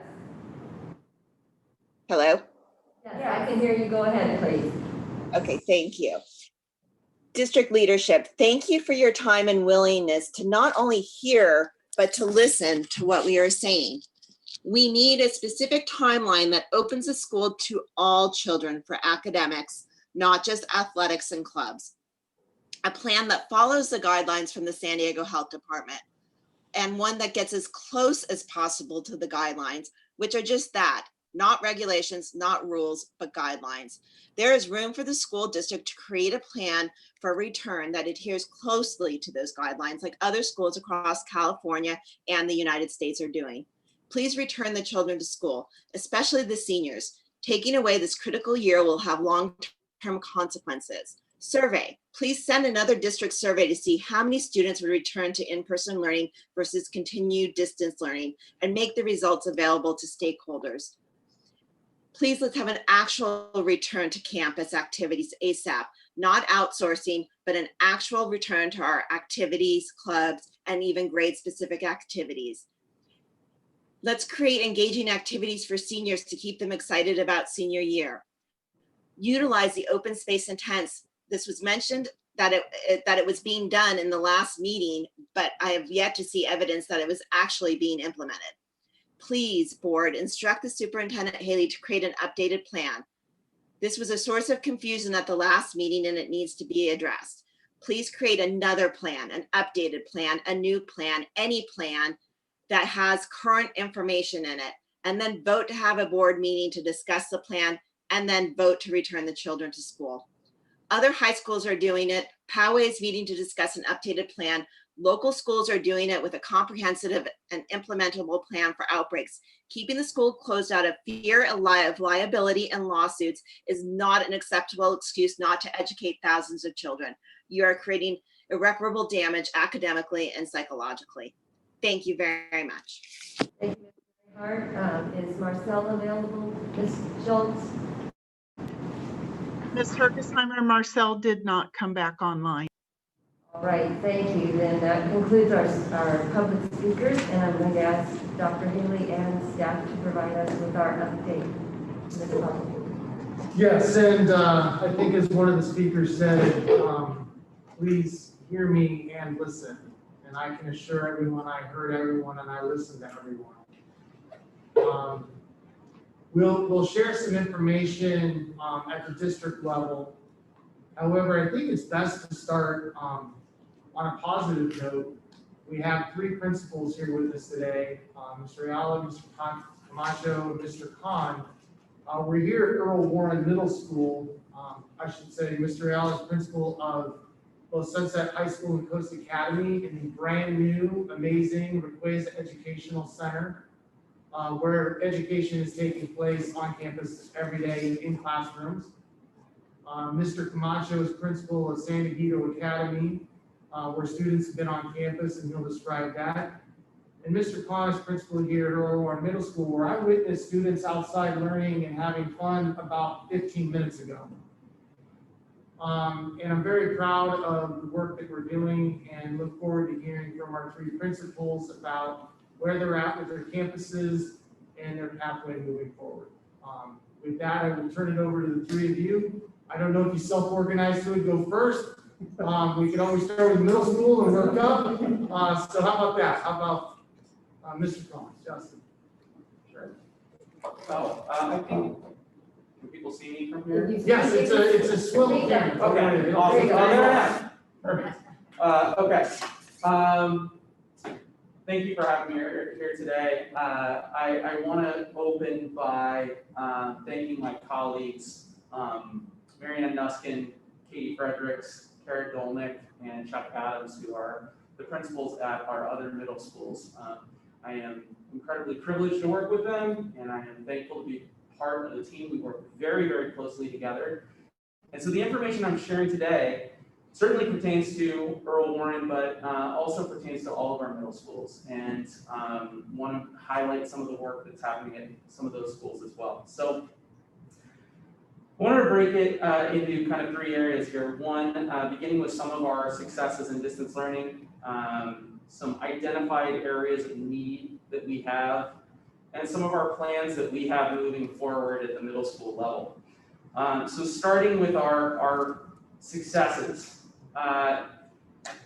and this is at some of the other schools. Carmel Valley Middle School, Pacific Trails, and Oak Crest Middle School all have already begun targeted special education support in person. And it has been a tremendous amount of work that they have done to get that off the ground. Teachers, instructional aides, classified staff, and they have done a terrific job getting that up and running at those schools. All of us have had, in addition to our schedule, which is an advisory period. And every Wednesday morning, our teachers meet with a group of students. And we have been able to use that time to focus on really our multi-tiered systems of support at Tier 1. This is our things like Second Step, which is a program that we use that is social emotional learning focused. And it has been a tremendous resource that the district has provided for us and our teachers. Common Sense Media, another resource that we've used. On Wednesday, we were talking with our students about about social media and the impacts of it. And we all know that that's only grown with students feeling isolated and the impacts of social media. We have been able to use that as an opportunity to show the work of our video, film, and ASB students.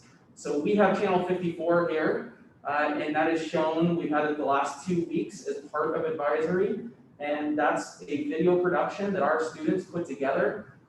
It is really, really impressive work that they do to show some of the things that are happening at home, show some announcements about what's happening, and really proud of that. And then the work that our ASB also is doing to get clubs up and running, which I'll talk about here in a minute.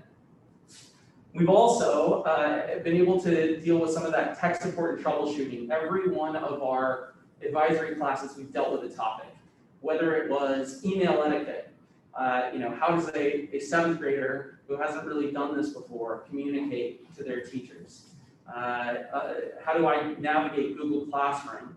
How do I find my grades and areas? We've incorporated that into advisory, and it's been a great opportunity for teachers to connect and have some discussions with students that's not focused on a specific subject or curriculum. Continuing some successes, counseling supports. Our counselors have been running groups and for well beyond the workday. They have been meeting individually with students.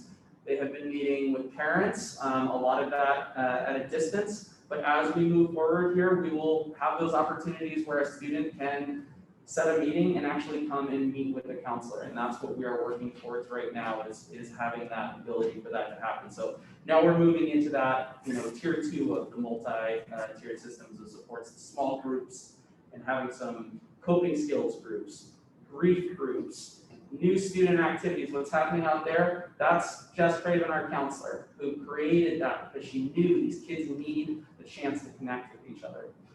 Creative approaches to instruction is another area of success. A couple of our speakers talked about the work of our teachers, and I just can't say enough. I'm blown away. They are working so incredibly hard, just absolutely exhausting hours, and this is not the way that they want to be educating, but they are making the best of it. And I'm so proud of our teachers for the work that they have done. And then we have had parent outreach has been something that's been very important to us as middle school principals. How do we connect with parents? I'll tell you, we've had this sort of forced connection. We are partners right now in education with our parents, very much more than ever. I have spoken to more parents than I would in a traditional year. Our assistant principal, my secretary, our counselor, our full office staff, and our teachers are communicating more with parents on a regular basis than we ever have before. And it has informed a lot of what we have done on our campus as a result. Principals' coffees have happened at every campus in our middle schools. And again, the feedback that we're getting is informing the work that we do as we move forward. We have made contact with all of our students district-wide at the middle school level, whether that's been, as an example, my assistant principal, yesterday, we had some students on campus who needed some extra support. We needed extra support. She literally walked a student from their house up to our campus because that student didn't feel comfortable doing it. And that's the kind of work that's happening amongst our staff, and I'm incredibly proud of that. With all that being said, we have areas of need, and there's no question about it. Transition to 7th grade has been overwhelming for our students.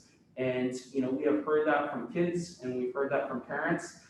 We hear it loud and clear, and we know we need to do more to support our 7th graders as a result.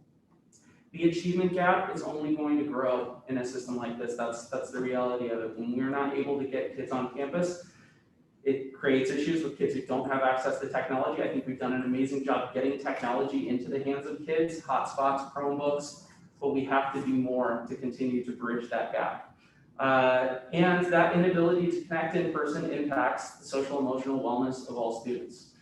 We know that. And so with those identified areas of need, we have plans moving forward of how we address those. One of them is our clubs and extracurriculars. Just speaking with our ASB teacher today, We have 16 clubs that we will soon have up and running. Some of those will happen remotely. Some of those we will begin starting to have an opportunity for kids to come on campus. I'm excited to watch our Dungeons and Dragons club out there playing together and the support that offers to actually be able to be on campus. Boys and Girls Club Athletics, a partner that we have, the Boys and Girls Club has started. So we've got flag football practice happening. We have cross-country practice happening on campus. And we have volleyball going on. And we have golf starting on Monday. ASD-led activities, both virtually and in person. Moving forward, we will have a robust Red Ribbon Wellness Week. And some of those activities will take place on campus. We will have some of those activities here. No Place for Hate, something, an organization that we're very, very proud of here at Earl Warren, and I know many of the schools in the district are a part of. That will continue through our advisory, but will continue as well as some activities that we'll be able to have here. Spirit Week usually happens in November. It will happen. Spirit Week will continue. Again, it will be some activities that will happen remotely, and we look forward to having some of those activities on campus when possible.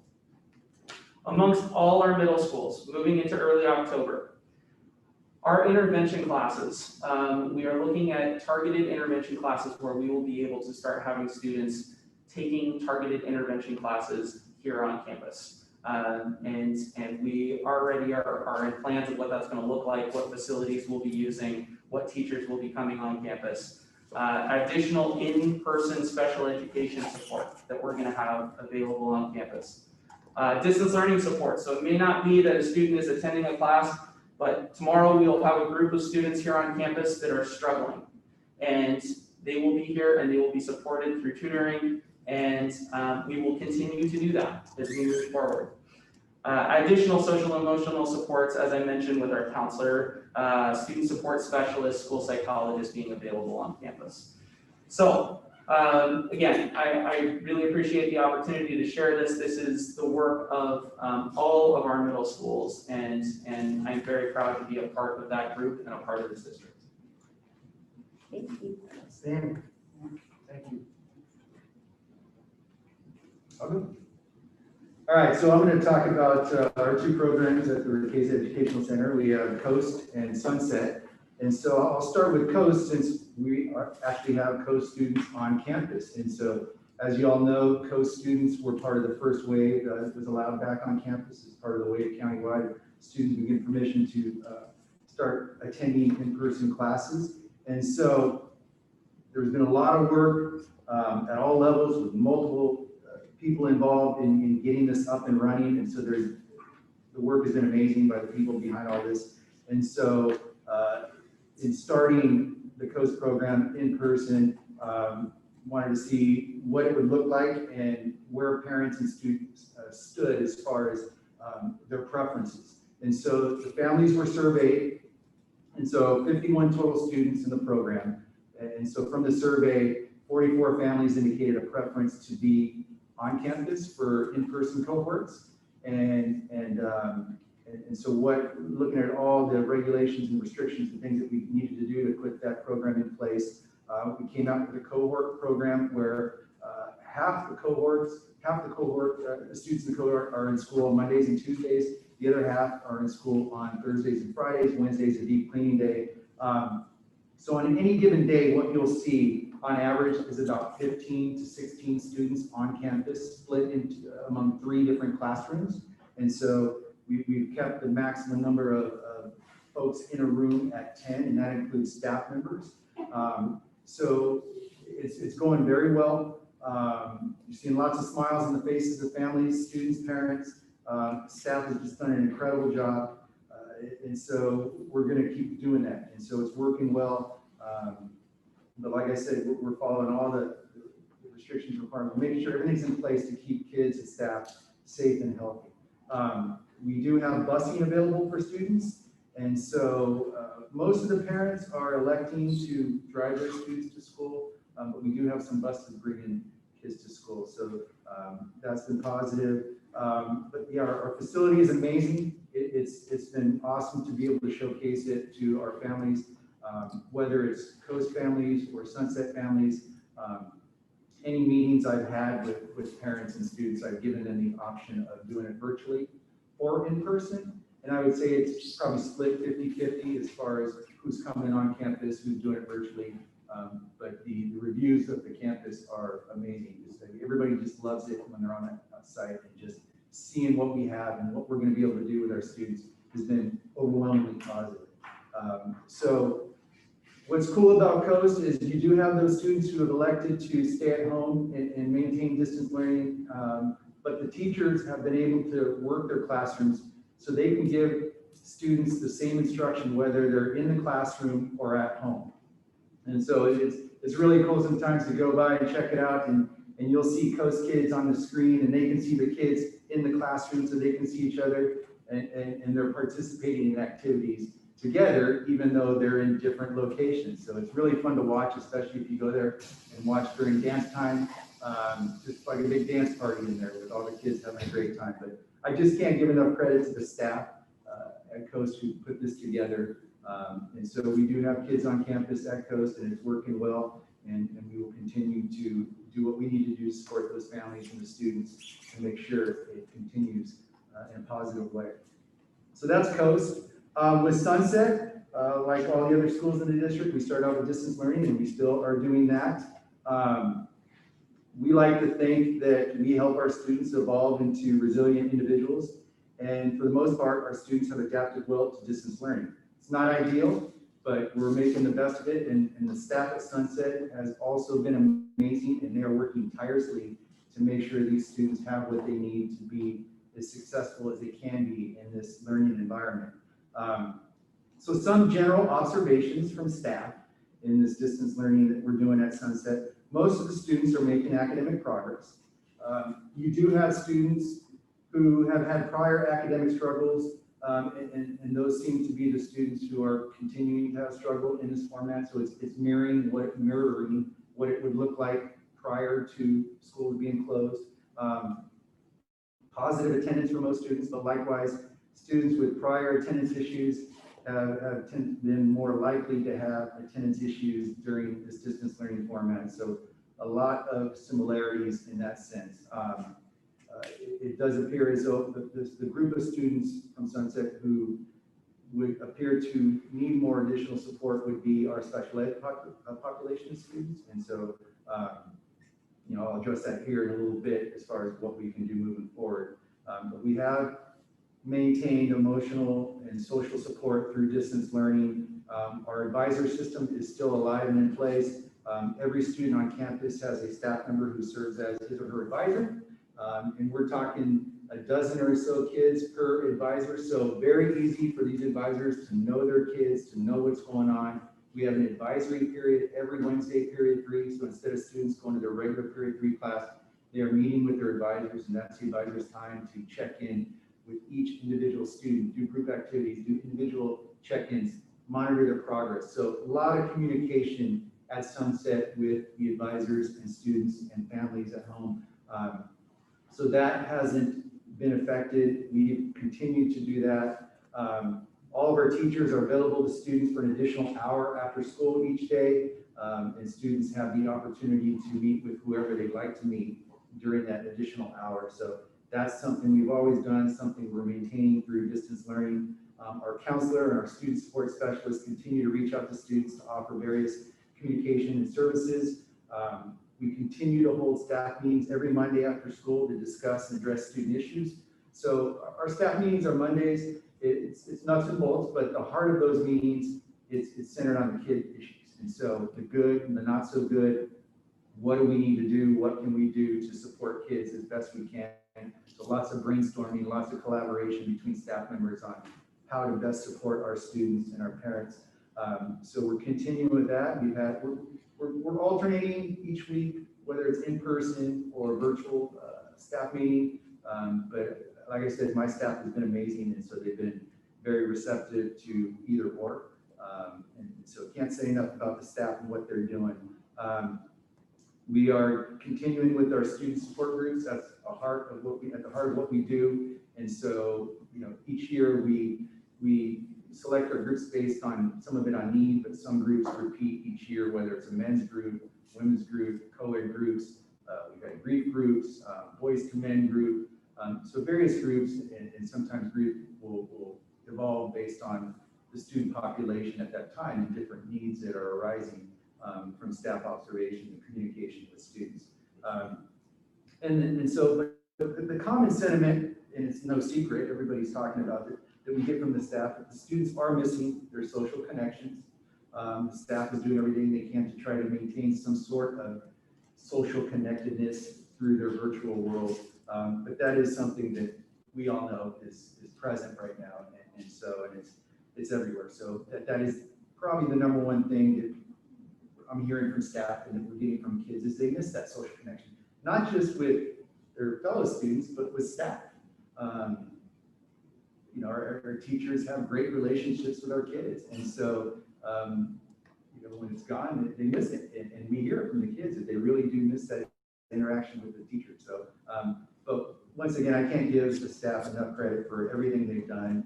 You ask them to do something, they're going to say, you know, I'm going to do it, and just tell me how hard I got to go at this because I want to get it done as best I can. So amazing staff there. So some of the next steps, Sunset is unique, and so we can't compare ourselves to the other 4 high schools because just in size alone, we're very different. We're very small. Our independent learning format, independent study format, independent pacing format is more conducive to distance learning. So I think our transition has been fairly smooth. I know it's a challenge when you have over 2,000 kids, but we don't have 2,000 kids. So some of the things that we're looking to do moving forward are more practical and fall in line with what state and county officials allow us to do. So we are looking at possibly having students come back to school in one way or another here soon at Sunset. So anything we do at Sunset, it involves the entire staff coming together and giving input. And so, you know, I definitely have some options in my head that I want to share with the staff and get their input. But we are looking at bringing some students back to campus.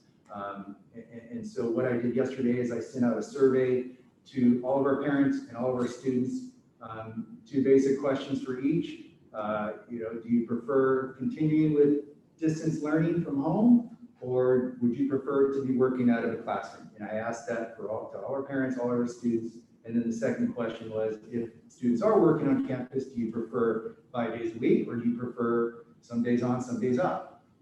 And so the very preliminary results right now, that went out at 1 o'clock yesterday, but that will give us a good idea of what we're looking at as far as what we need to do to tailor the return of students to meet the needs and demands of our families, and also what our staff is able to put together, which, like I said, they're amazing. So whatever we come up with, all the confidence in the world, we can make it work. So that's what we're looking at. You know, it would most likely be some type of cohort setup when we're bringing kids back so that we can maintain all the safety requirements. And so that should be coming soon, and I will keep the board and Dr. Haley posted as we progress through that process and figuring out what we will do at Sunset.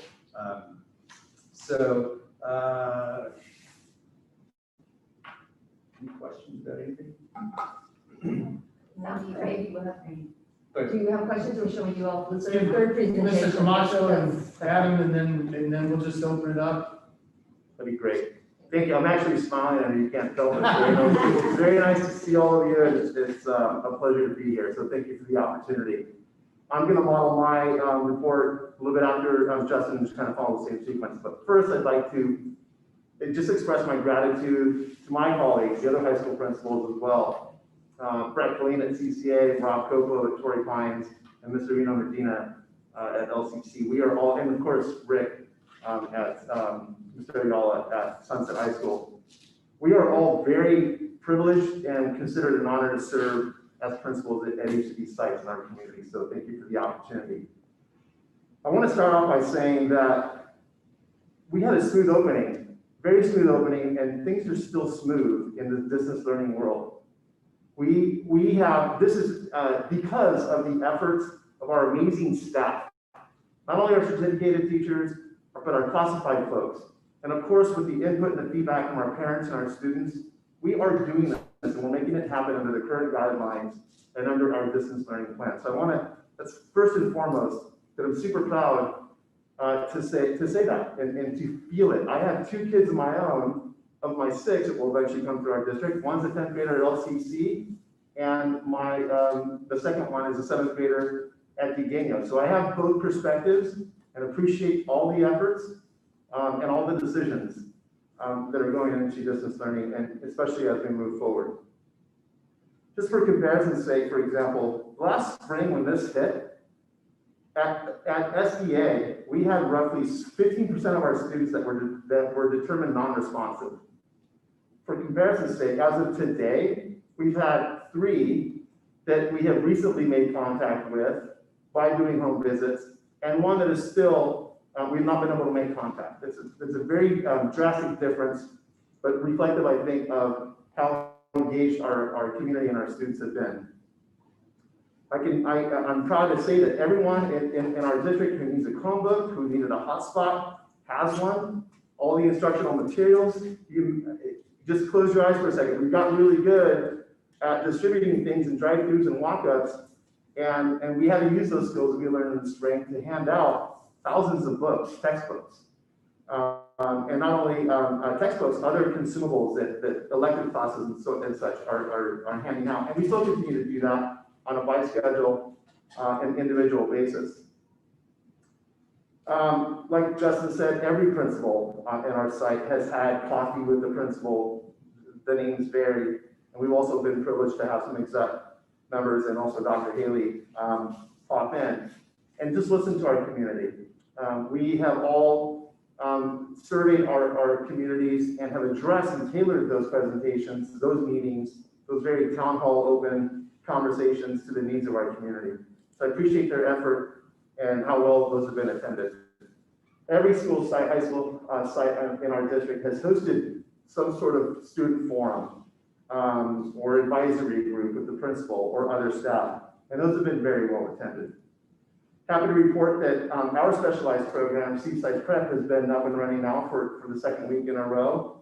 And I just can't thank the staff enough for all the preparation that went into that.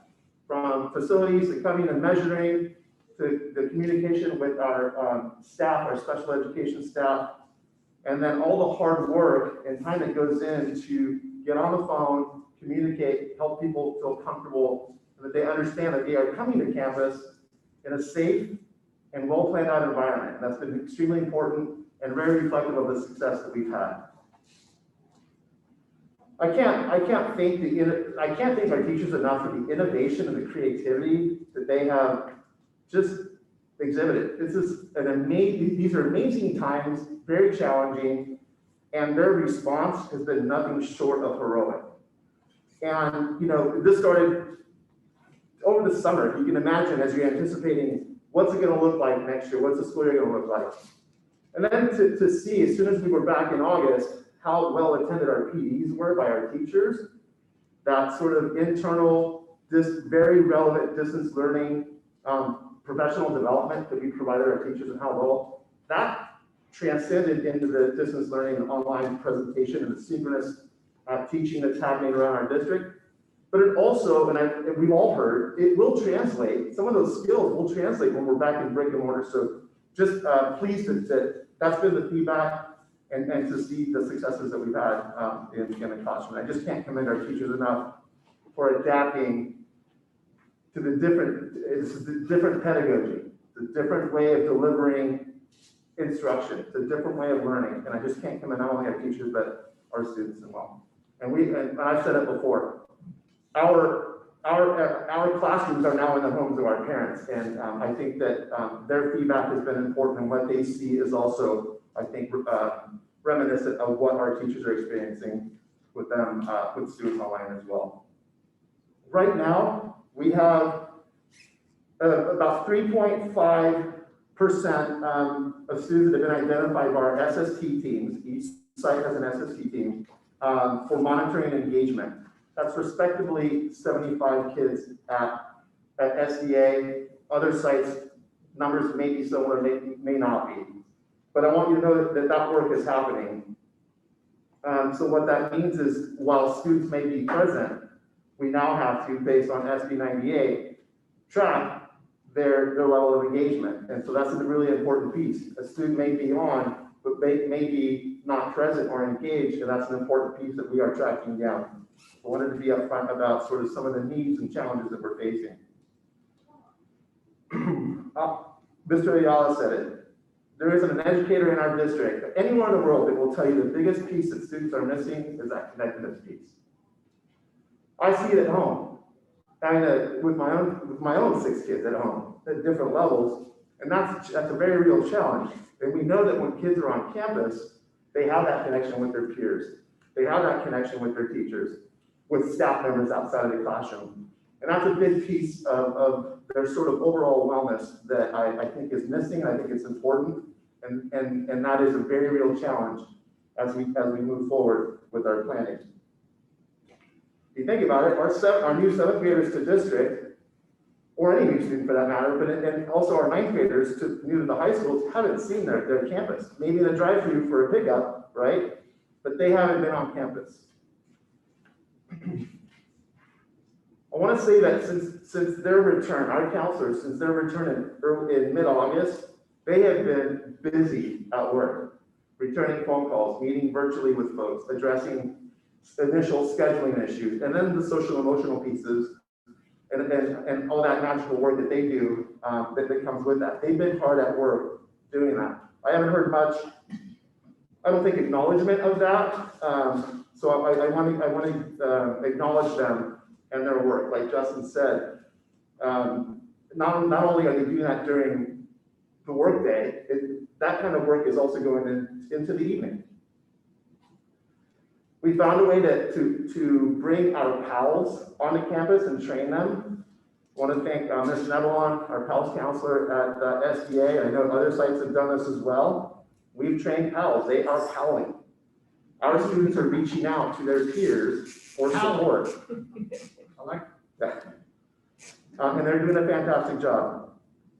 We're excited that in-person assessments and therapies are already happening on campus. It's awesome to see. School connectedness time includes SEL and connectivity opportunities on a daily and weekly basis on our sites. Lead crew. I can't commend our lead crew leaders, not only at SDA, but at other sites that have done this as well. We trained almost 100 students to run virtual lead crew welcome back meetings and then subsequent gatherings with our 9th grade kids. That's so important to connect kids. But we talked about that. That's the piece that's missing, and you'll hear me as we go through my report. Talk about how that's such a focused effort and a very important one. Homeroom obviously is working for connectivity. Clubs and academic teams are engaged and active at all of our sites. Academic council, speech and debate, robotics, right? Comedy, sports. I can't commend our ASB kids enough. Every ASB group gets together over the summer at every site and they have their retreat. They plan for the year, they set goals. My only comment to them was, and I hate to pick up any of the time, was do what you need to do, try to replicate what you can, think outside the box. The answer is always going to be yes, let's figure it out. And they've done that. So there's a lot of activities that are happening. They're doing virtual Q&As with our students so that they can get to know their exec officers. We're doing, for example, we have a virtual dance tomorrow, and then all the activities that you can think of right now without going down the list that ASB does for our kids, for their peers, they are committed in doing that at every site. Things like virtual pep rallies are in the works. TV production courses at each site are producing their normal videos. For example, at CCA, they've got the CCA TV. At Lacoste Kane High School, they have Mad Nation. Virtual club days are planned, which is actually in line with the timing that it typically comes around during brick and mortar. So right around this time, we set up club fairs and so that new clubs can be created and that membership can grow in each of those clubs. So that is happening right now. I want to commend, like I said, I talked about the counselors, but the entire student services professionals, school psychologists, case managers, our student support specialists, they're all hard at work. They're hosting daily virtual meetings, hosting and recording grade level presentations, hosting virtual student groups, support groups, and then also hosting, like, for example, senior Q&As. It's college application season, right? All that is still happening. And then the other thing, one of the things that I noticed happening at many of our sites is that everyone has established peer tutoring and also utilizing their NHS groups for that. All right, so next steps.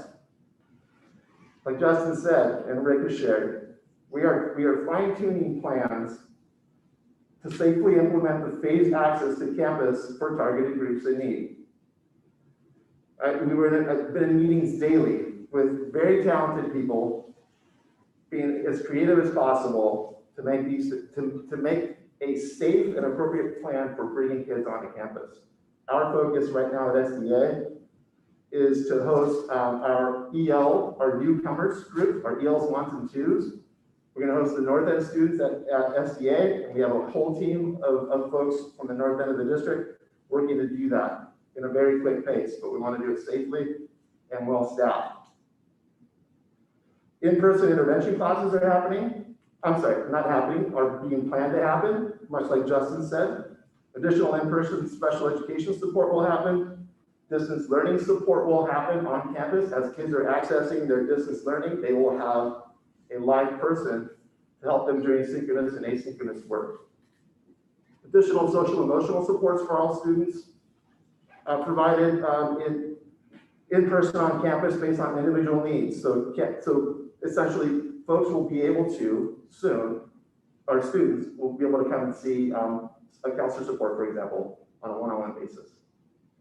In person. They're doing that already, but now in person. So like Justin referred to, we'll continue to follow our plan under the multi-tiered systems of support.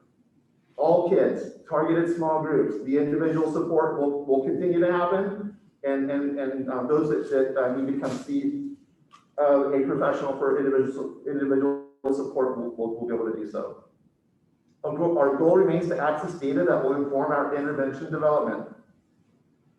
We'll continue to run our distance learning plan attendance and engagement reports. Unverified absences will be brought to each site's student study team. Every site has one. Continue to monitor our DF list and identify students in danger of failing or not graduating.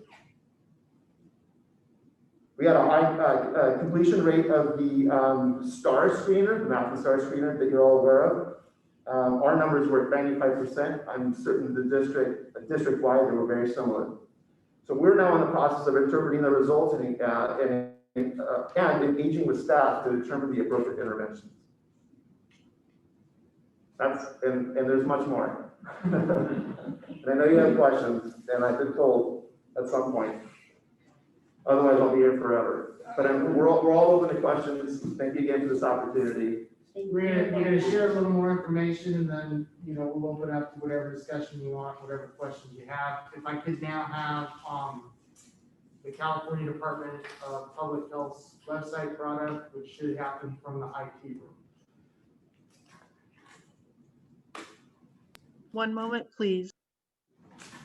This embodies what speaks.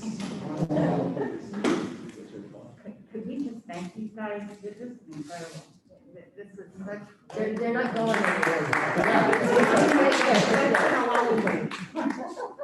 Thank you. Okay.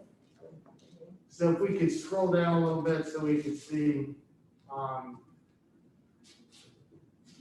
So this is the FAQ document. It continues to be updated. One of the questions that came out of the last board meeting seemed to revolve around, and perhaps I didn't do a good enough job of communicating it, but this is updated, whether or not we have to follow the guidance. I thought I clearly articulated that all of the public health officials that I have worked with have said that we in fact do. Without pulling it up, the San Diego County Public Health Order says in compliance with the California Department of Public Health. This question has been asked across the state of California as well. Since March, the Association of California School Administrators Superintendency Council has been meeting on a weekly basis. This is where we learn what is going across the state of California. When I say I'm connected to school districts all across the state, that is one of the mechanisms that connects me. The leader of that group, Wes Smith, and his staff have direct access to the governor's office.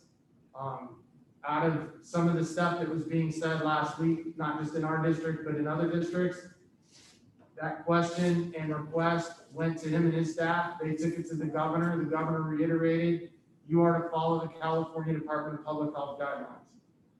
So, I mean, I with all due respect, I've heard our speakers, with all due respect, I've read every single email that has been sent to me. And I understand some people don't want to follow those guidelines. I ultimately serve the board. And if you want a plan that doesn't follow those guidelines, I'm sure we could give you one by later today. It is not that difficult to do. So if you see here, this information was added. I'll skip to the second, what is the legal authority for enforcing the CDPH schools guidance? I don't know if somebody's closer can read it for me, who's better, younger eyes, Mr. Marcus. The governor has ordered. The governor's where are we at?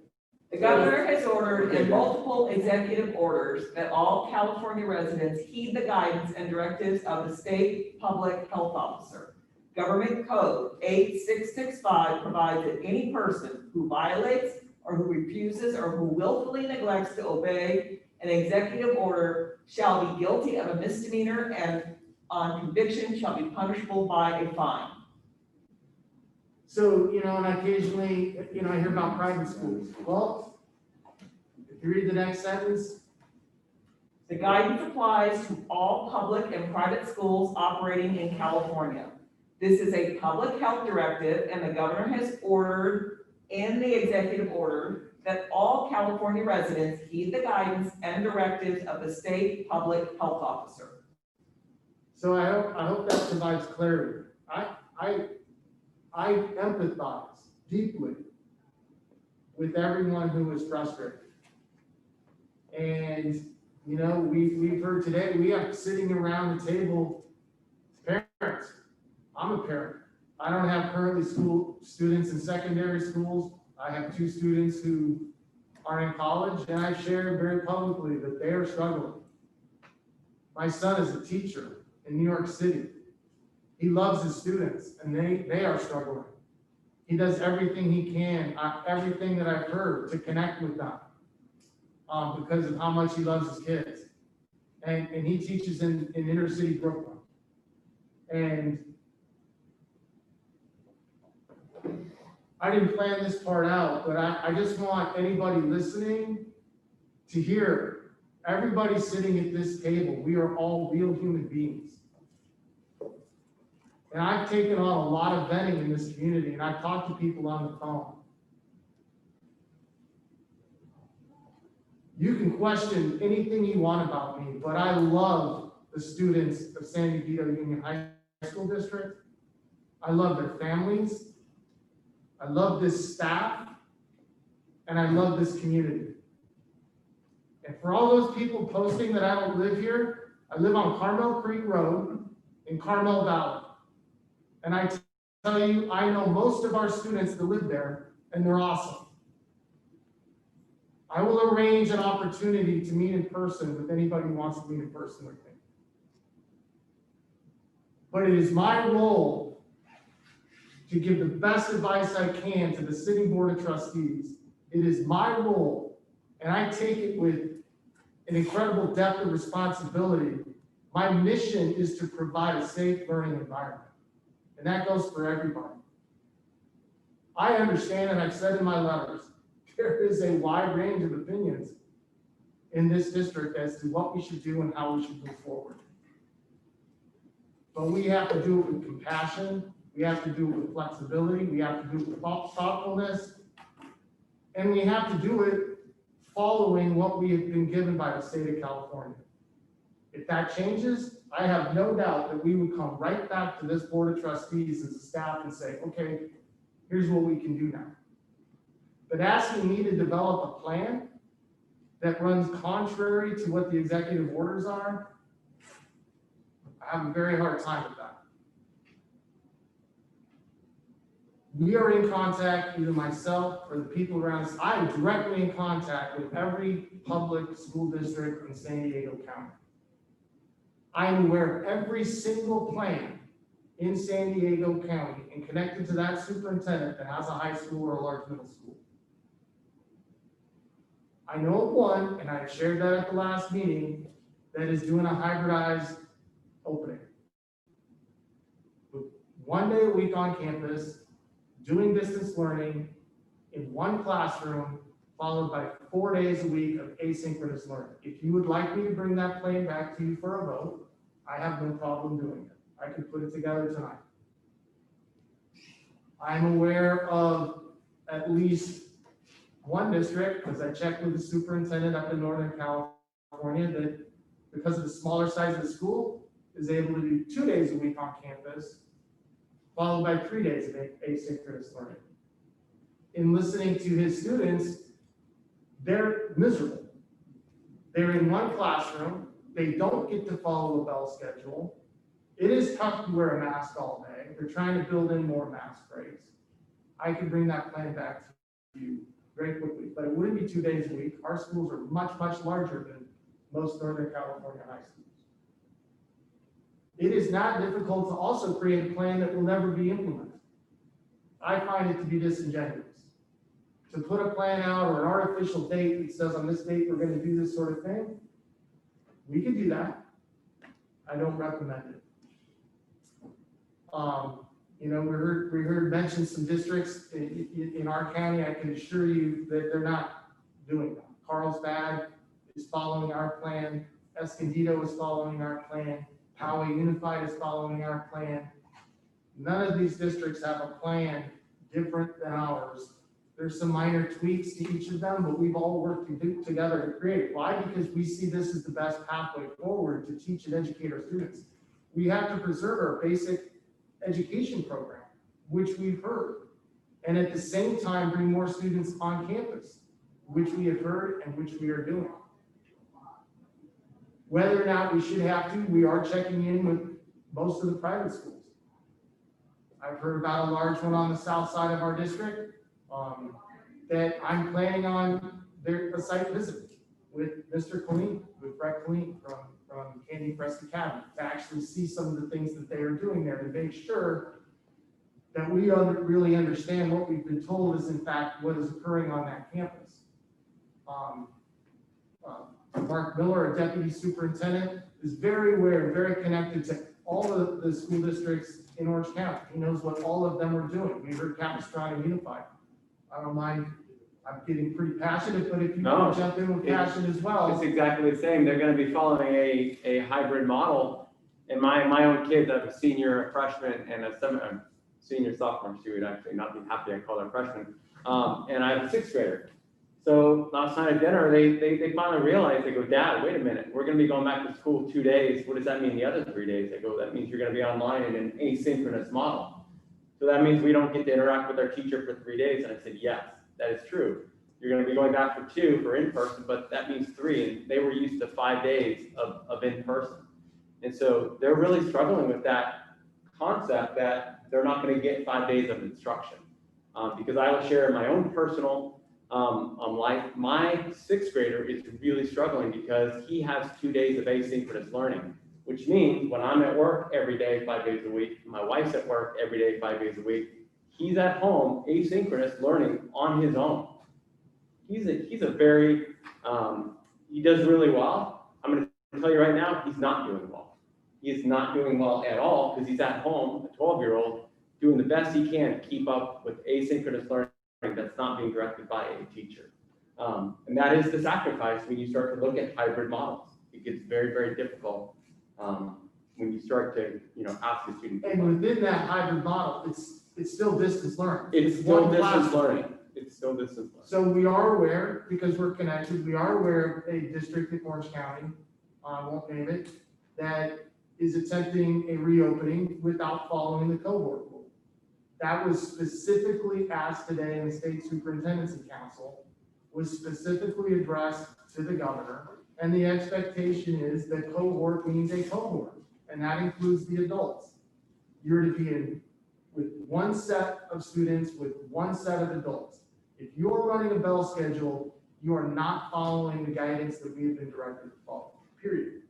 So again, we can have a Can I plan. ask a question just to start? I know our meeting is only for another half hour unless we extend it, and I just really want to make sure that. We didn't put an end time, I was just the point. Okay, great, thank you, I appreciate that. So I think what was unclear, and maybe I need to see in writing, is there's an executive order, which you could be fined for, it's considered illegal not to follow an executive order. There's a mandate, which all of us said we do not feel comfortable stepping away from any mandates. There's guidance, and there's this word, when practical. And I think that is part of our issue, is some schools are saying it's not practical for our kids to not, yes, they're in cohorts, but they are with different teachers. And so we're following it to the best of our ability. So if it's okay for A, it should be okay for B, because what it says is all private and public schools. So either we're not doing enough or they're breaking the law. I'm not here to impugn anyone, but the question, again, directed to the state is, a cohort means a cohort, and we're expected to follow it. So if a school's not doing that, what are the consequences? Well, I would assume if they have a positive test result and there's a contact tracing and investigation by the county, that's one of the questions they're gonna ask. Well, weren't your students in cohorts? And I think by their definition, they would say yes. Well, their definition would not be accurate if they're mixing students from one class to another or with other adults. It's a simple answer. So the answer is there are different standards being applied in different middle and high schools right now. I'm not aware, again, I want to get away from generalities. All districts are doing this. And first of all, what other districts are doing in other states or other countries isn't relevant. I'm talking about California, and I'm talking about the orders we've been given in California.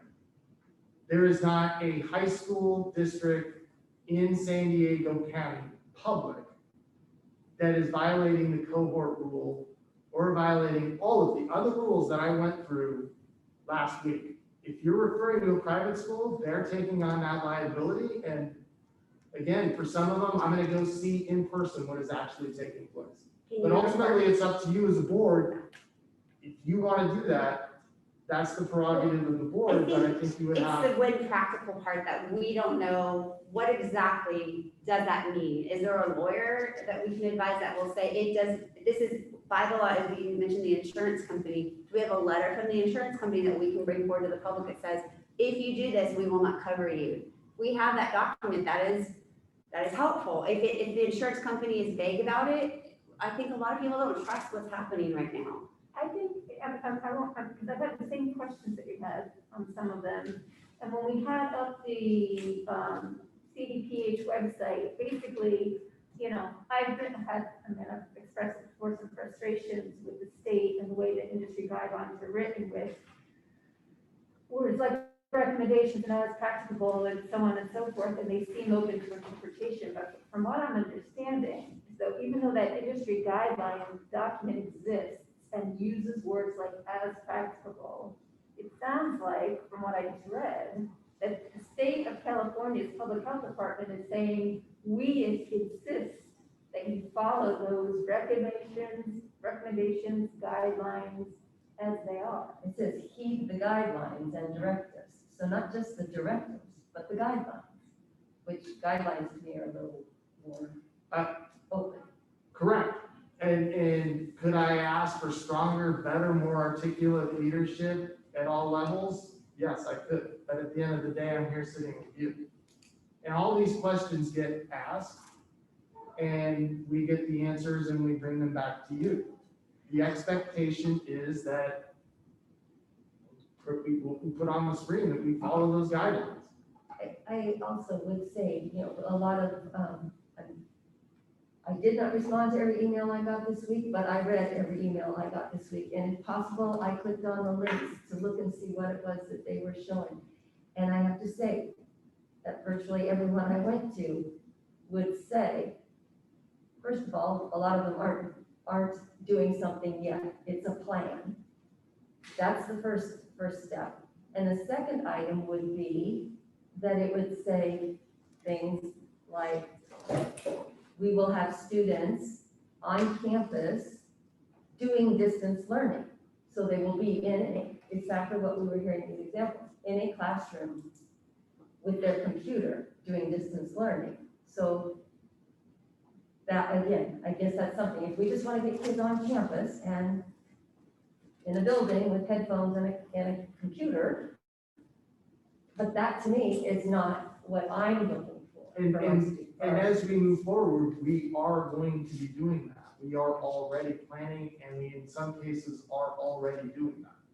But that's not all we aspire for. But And that's not I all don't mean to be students doing both. disrespectful, but we did vote on this back in August, and that was for quarter one, that all students would be able to come on campus for at least after school activities and clubs, and then, you know, obviously we all know the order, but just for the sake of special ed, English language learners, students who are not able to learn at home or have, you know, an inability to learn at home, which I'm wondering, the kids that email me and say, I'm depressed, I'm isolated, do they fall into that category? They can't learn at home, or they used to be an A student and now they're barely getting a D. Does that qualify as not learning at home? And like, I'm not really clear of what we're doing to meet the needs of the students, because honestly, if we had a survey, maybe there are a good chunk of our students that are doing great and they are happy being at home and they really don't want to come back to school and wear a mask. I'd love to know. I'd love to know how many teachers feel that way. So in speaking to the, I might have lost it, the high school back up north, that's one of the things that the students were frustrated about, is there's a perception of what it's going to be like, and then there's the reality. And when you realize, yes, I am on campus, but I'm in one room or break time outside with one group of students, I'm wearing a mask all day, you know, I'm not interacting with a friend that is in a different classroom, that in the end, that's the trade-off for being in that room versus an approach that's much more targeted, like what can we do really well through distance learning? And then what can we not do really well through distance learning?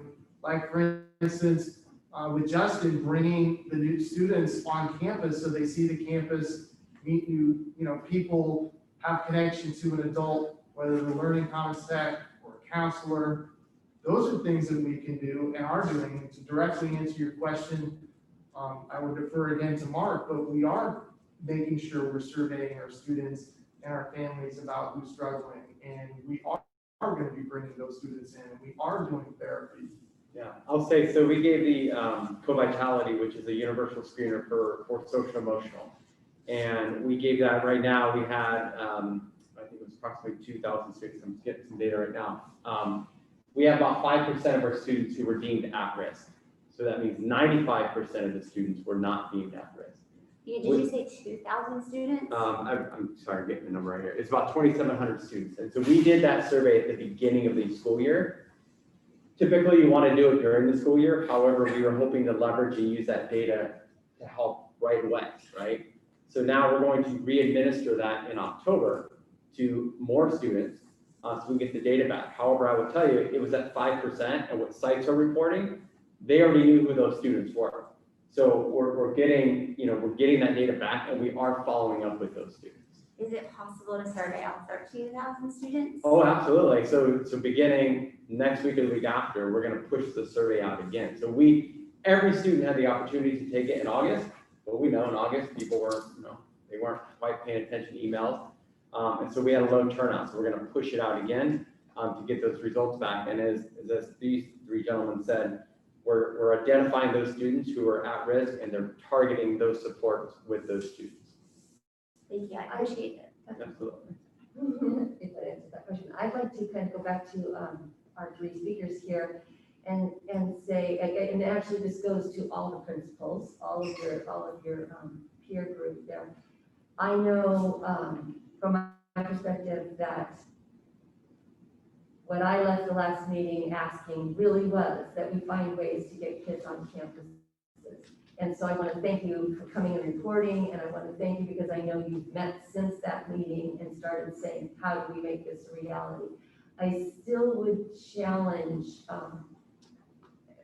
whether it's adding it to lists or accelerating lists, or opening the door for how we make things happen, how we get counselors available in person more, how we get teachers on campus with some sort of open hours by appointment or with groups. I will say, I was really pleased. I came home from that meeting Thursday night and already had an email from one of our teachers saying, here's what I'm interested and willing to do. I know this is happening here. I'll do the same thing. I'll talk to my principal. I've heard, I'm just trying to give some examples. I've heard there's someone interested in trying to do some silk screening with groups of 5 at a time. Key club activities. You were talking about the pals. I'm trying to think what else I had someone suggest. But so I know people are thinking about it and I know they're willing. But even just those basics, I think of teachers having some conceivable face time. It's going to have to be overtime. It's going to have to be by appointment, however they do it. But that people know if we need it, we can get it. Or those that need it are getting it. And the same with the counselors. I know they can only do it so much in so many hours. So doing groups and doing Zoom is great. But again, I just want to keep hearing that we're finding with counselors or teachers who have a space and you're only bringing a few in at a time, in a safe way, that we find ways to do that. In addition to all these other activities that the kids can do, and our ASD kids, our student members at our last meeting, at the very beginning of the meeting, shared all kinds of ideas. So I'm excited, we can let them loose on it and say, if you could show a movie on a wall, whatever all they were suggesting, go for it, do it safely, as you said. Let's not say, let's say yes and figure out how we do it safely. That's just still my passion. I feel really committed to finding ways to bring them together. I concur 100%, and I know there's been so many meetings, and I know you said it in a couple of meetings, and I know we've discussed it, but I just wanted to clarify. I mean, I think one of the things about something like silk screening, for example, or our extracurricular activities, our robotics, things like this, it allows us to stay within the health order. It allows us to bring a group of kids onto campus after school where there's not 2,500 of them there, to work in groups that allow for 6 feet of distance and inherently are a cohort. And so I'm so glad I got to sit on this side of the our rectangle today because I got to see those kids come in and I got to see them painting rocks and the health order was being followed 100%. So I just wanted to clarify. My understanding is that because of the CIF ruling, there is a hold on CIF activities beginning now. But otherwise, at all of our campuses, there's permission for for staff to do things similar to what Justin is doing here. So extracurriculars, clubs, and those kind of things. Because I agree with you. I think that is, I want everyone back 100% in my heart of hearts. But if we can do even small things incrementally, it could really mean the world to, even a small number of kids. And I think we also want to say, I think I can speak for all of you, that's said, knowing that just as my family has some non-COVID health concerns that maybe need to practice things as safely as I can, that we may have teachers and staff and counselors or whomever for whom this is not going to be a possibility. But I still want those who can and who are willing to be able to do that. And yeah, no judgment on anyone. Let's just get done what we can get done. Just one more thing. So I think one of the things I've heard in our last several board meetings is when I hear parents speak, I also hear a level of concern in terms of they have their student at home and they don't know quite how to work with their own child in terms of supporting them from a social emotional lens. And so one of the things we've done is we've partnered with Rady Children's Hospital. And so I've had 2 meetings with that organization, and we are going to be looking to push out both static training that will be housed online as well as a Facebook Live or a YouTube Live type session with these mental health experts to really provide parent training and parent resources so that they can continually access on our website. I have an awesome team. They have provided, if you now look at our school website or our district website around social emotional learning, you're going to see resources on building resilience, mental health support, coping and stress management, self-injury resources, anxiety, substance use prevention, grief. Those are all the key words that we're hearing from our community when they speak, and we're trying to address that so that they have a tool belt to help support their student. But also, as you said, and I'm really appreciative that our teams are working really hard to see these students in person and provide in-person therapy. And they're only looking to expand that. They're only looking to expand that, and they're only looking to start to add some of those smaller groups, just like you saw today, right? We have some new students out there socially connecting, and you're absolutely right. We are looking to push that forward. So something that you said, Mr. Kamash, really resonated with me when you're talking to your students. You said we need to be creative. We need to think out of the box. Failure is not an option. And I feel like that applies to all of us. And one child that just can't learn, or they're crying every day, is tough. But when you're hearing it's a lot of kids, to me, that's failure. And we can't stop. And it's also a math problem to me. So it's like, if X happens, then Y can occur. And I feel like we need a plan in the public that says that. We're not gonna break the law. We're not gonna put people's lives at risk because we've been mandated to. It's not in our control to do it. We love our teachers and we are not gonna put them at risk. However, when this happens, this is what we're gonna do. So you can plan on, we have a plan. We may need to change the plan, but as far as when this happens, we will implement X. And I would just ask you if you could work on that. I think it would help a lot. Are you talking about the tiers of support type of thing? You mean if the CDPH guidance and Yes. the public health order changes? Yes. That would be one plan. Another plan would be, in order for us to meet the guidelines, we would need this much more square footage. Because currently we don't have enough square footage, our classes aren't large enough. We have plenty of square footage. That's not the issue. I mean, this is where, as I said last week, it's not a linear problem. It's non-linear. It's a matrix. Because again, just being candid, like we have look at the elementary schools, which have a very different circumstance than us. Our smallest school, which we are at, is about 600 students. The largest school for some of our elementary feeder districts is 600. They're designed to be in cohorts. They have multiple subject credential teachers working with one set of kids. Mm-hmm. Even in that environment, I know for sure it's 2, but I believe 3 already in one of our feeder elementary districts have had to close classes and send all those students and teachers home. So here's this idea, right? Okay, what if you had team teaching across the district and you had a master teacher, let's say it's physics, do the video lesson. And then the other physics teachers were in environments with their students one-on-one all day. And that all they could do was take physics. So your class would be physics and that would be your only class, but you would finish that course and then you would move on to the next class. I'm not saying that's ideal, but that would be following the mandates. So it almost would be helpful to have a Summer spreadsheet. school all year. Oh, it doesn't sound fun to me, but I mean, that would follow the mandate. It would be one teacher with one group of students and they would not be intermingling. And then if someone in that cohort got sick, only that cohort would be quarantined. So I think just coming up with things like that, if you say, okay, these are the guidelines, here are all the things that we can do. Is it better? You know, is it better than what we're doing now? It's not that we're not trying to come up with things to do. It's just like none of the options are great. I understand that. But I feel like it hasn't been conveyed to the public that we really are having these discussions. We really have thought about this. These are the pros and cons.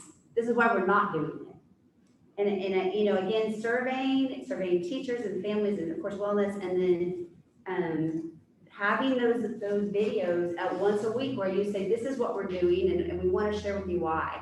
And I shared this with Dr. Haley. I know it'd be great for Dr. Haley to do a video every week, but what if he could pass that to Deputy Superintendent Mark Miller one week, and then, Associate Superintendent Brian Marcus, our principals, to share some of those messages so that everyone is becoming familiar with a team of people who are making decisions, and it doesn't look as if it's one person or it's us, being ineffectual or not being strong enough, things that I've heard. It's a lot of information that we're trying to disseminate and organize, and I think we can just do a better job of communicating it. Did that make any sense? I heard what you had to say. I believe we haven't had a single board meeting since March that hasn't had this topic on it. There's not a single model that exists in the state of California that this team hasn't looked at and vetted, not a single one. I know, but it's so if people understood what you understood, they probably wouldn't write the emails they write. I understand, but I live this every day. I I'm the understand, but it's superintendent. complicated even for me, and I've been living it every day. Constantly communicating, I got an email today, why didn't you apply for a waiver? Well, the waiver A doesn't apply to San Diego County anymore, and it never applied to middle and high school districts. So explaining that 500 times, which I have, at some point, the 600th time, I'm like, all right, at what point do I move on? Right, so if you have a short video and it's interesting and it goes out to everyone, I think there are a lot of people that don't read emails anymore, or they don't know how to find information on the website. And they really do want to be up to date. They need that snippet of information that gives them some assurance and some hope.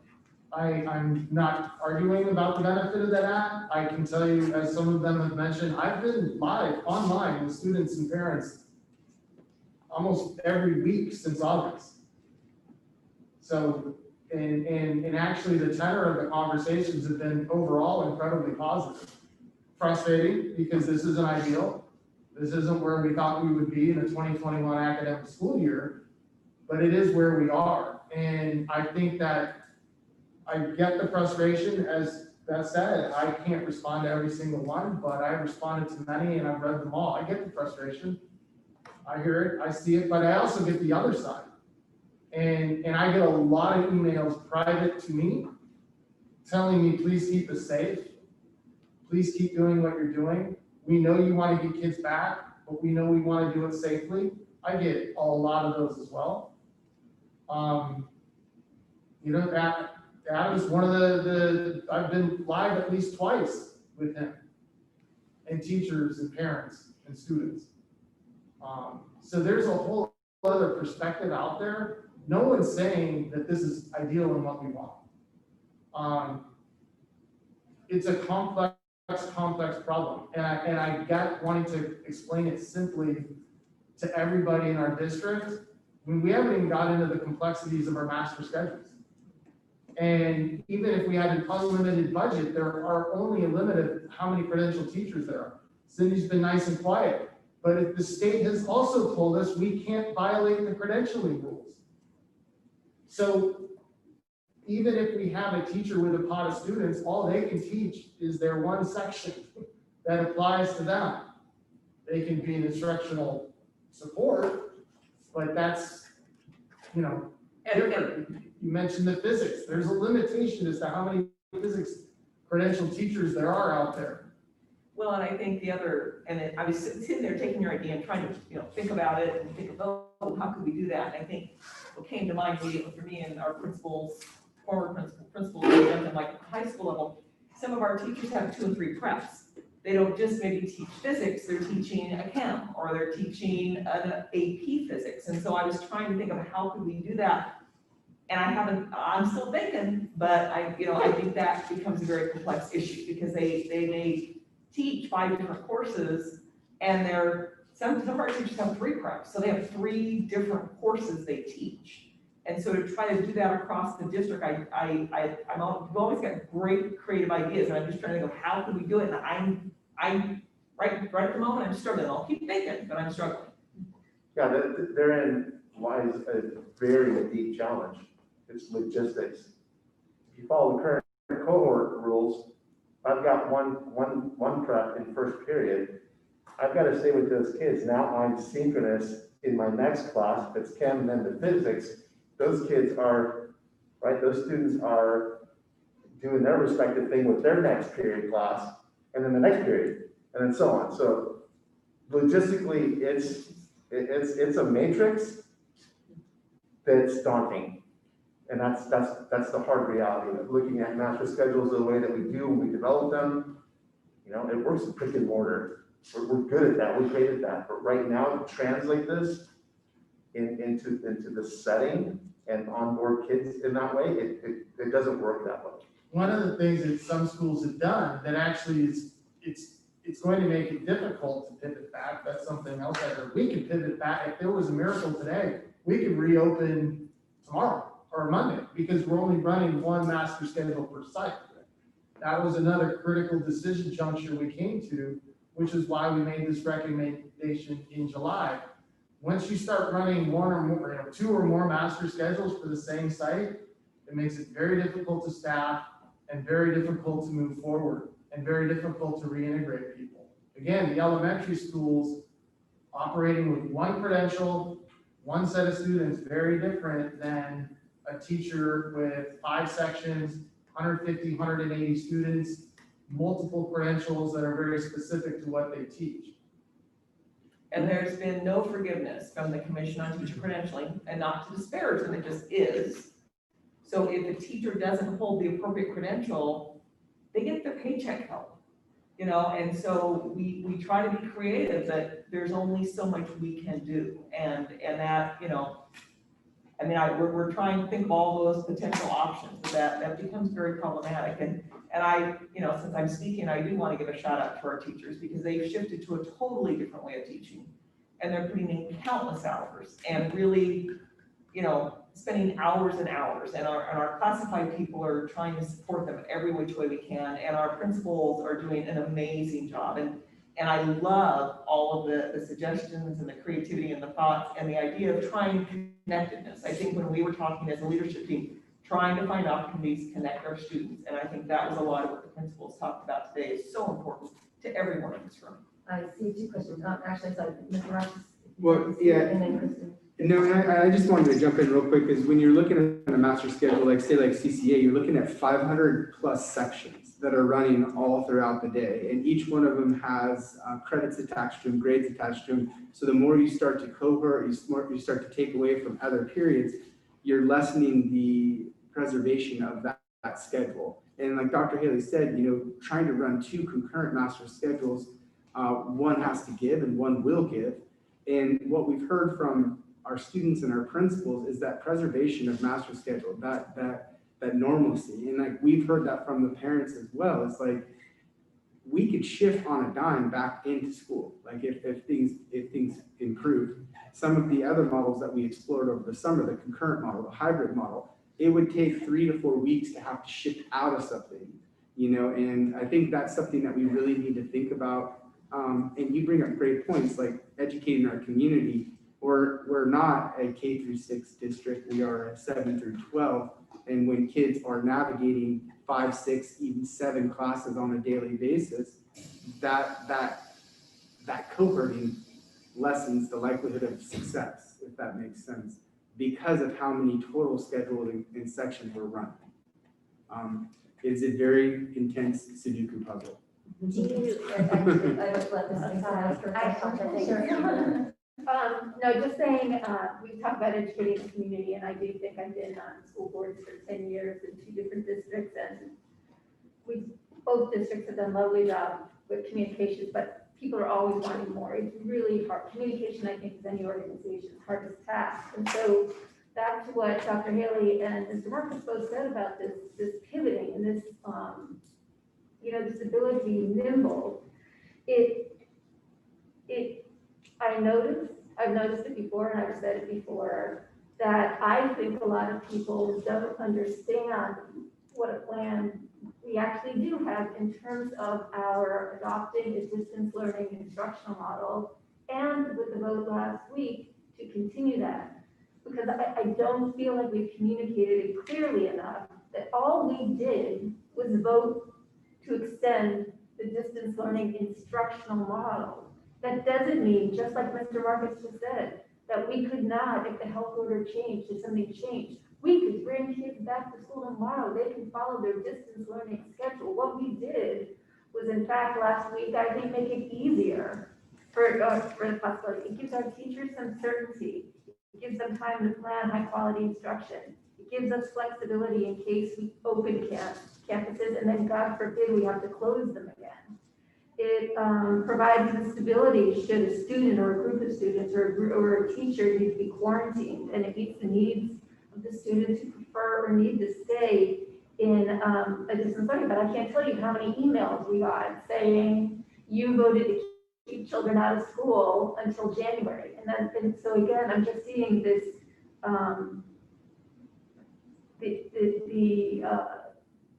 the struggle we're having in this complicated time to really give the community all the information they need to make, informed decisions about what we're doing. I don't think we made it clear at the meeting that we could pivot that. It sounded like what we decided was that the entire second quarter was now distance learning. And that's in between. And that's, yeah, it's hard though, but right, if we'll go back to the video, right before we voted, I said to Dr. Haley, does this preclude us from bringing kids on campus at any point in time? It's always been clear to me that this is an instructional model, that it can be executed as easily on campus as it can on home. That's why we need a plan. I agree, I absolutely agree, but I do not think. What part of the plan don't we have? Because I gotta be defensive here because our plan is being adopted across the state of California. So And what plan anyone don't we else have? is doing it differently.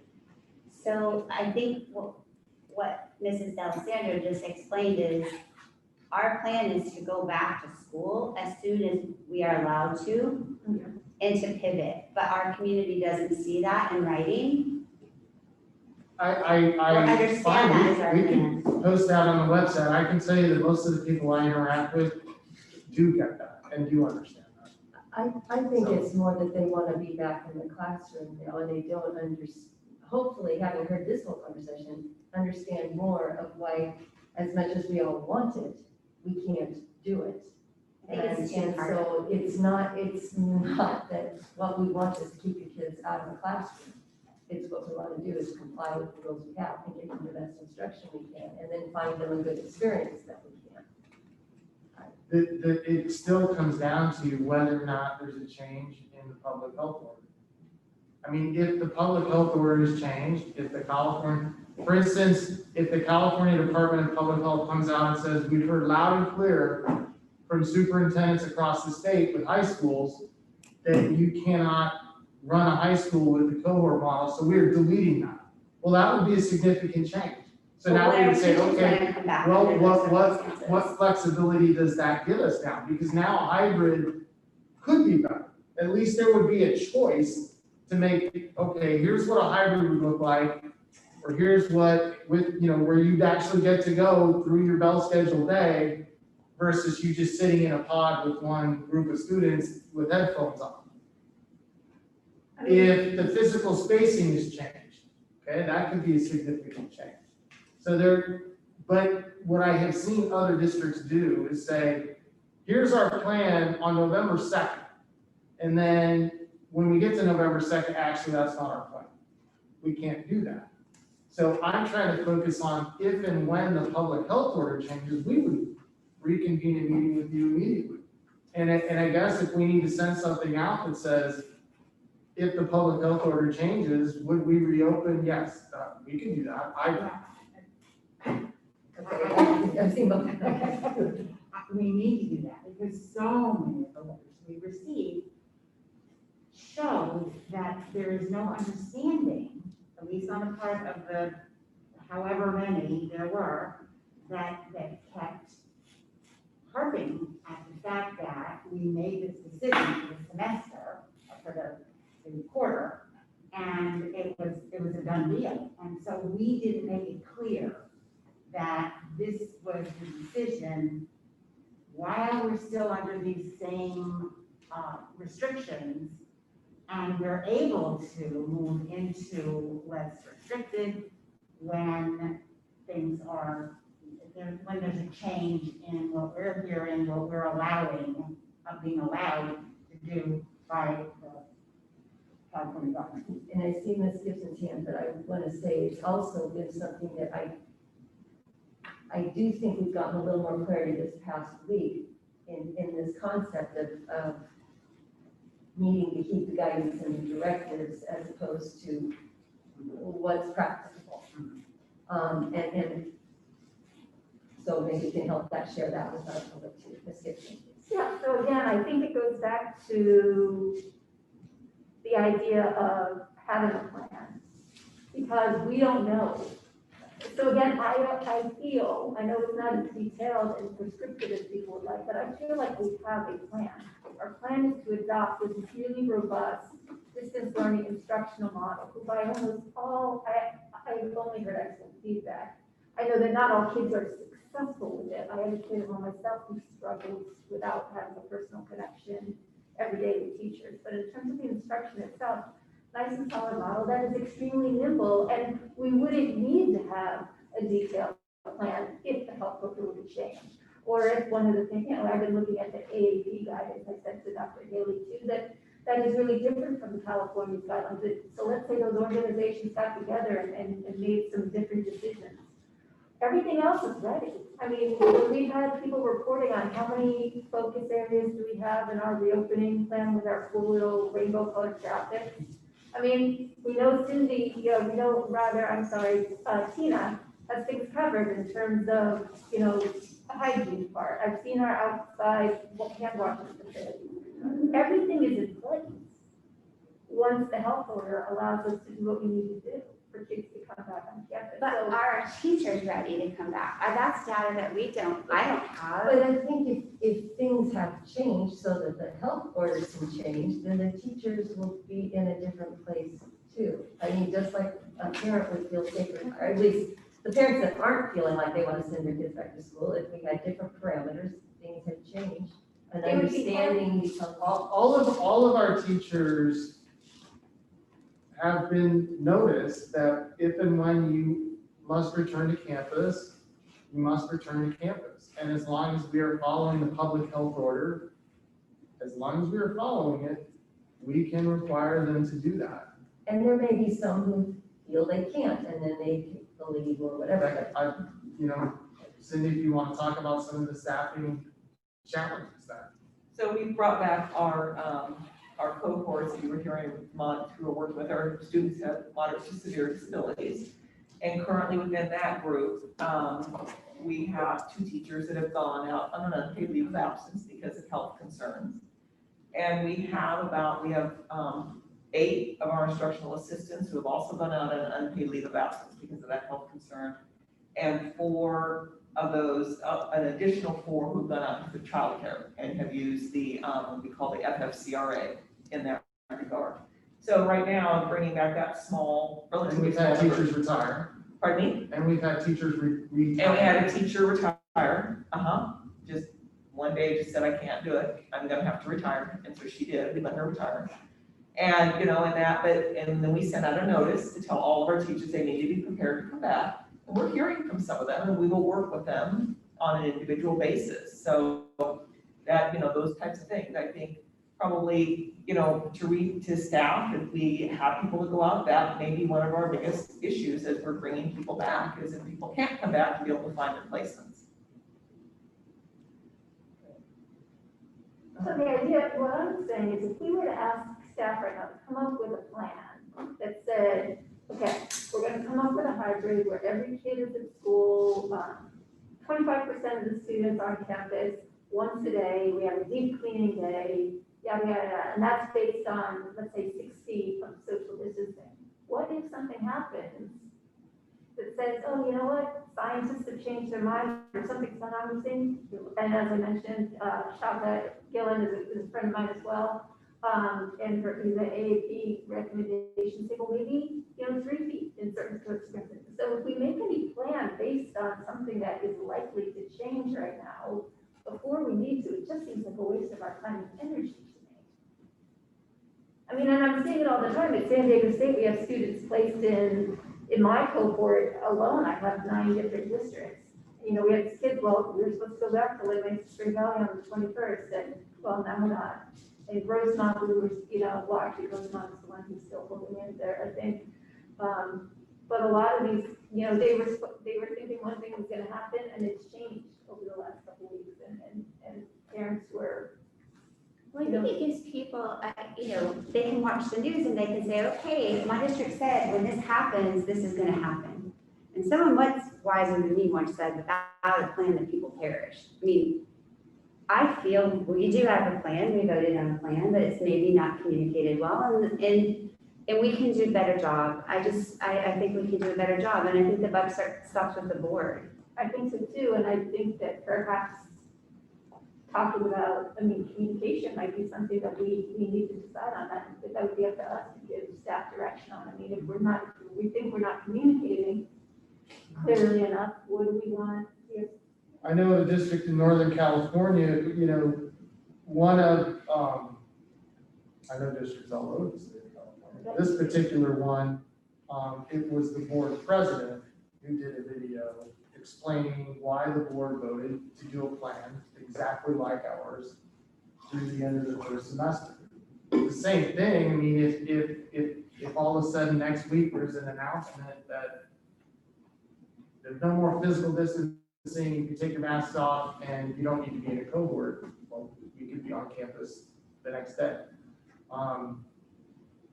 Maybe we could arrange for you guys to do a video session. I mean, you know, where you each get to look into the camera and explain what your thoughts are. In doing that, I would think you would need to have some unity and understanding where your commonalities are. We definitely have the common goal of doing the best for our students. We definitely have the common goal of keeping our staff and our students safe. We definitely have the common goal of getting everyone back.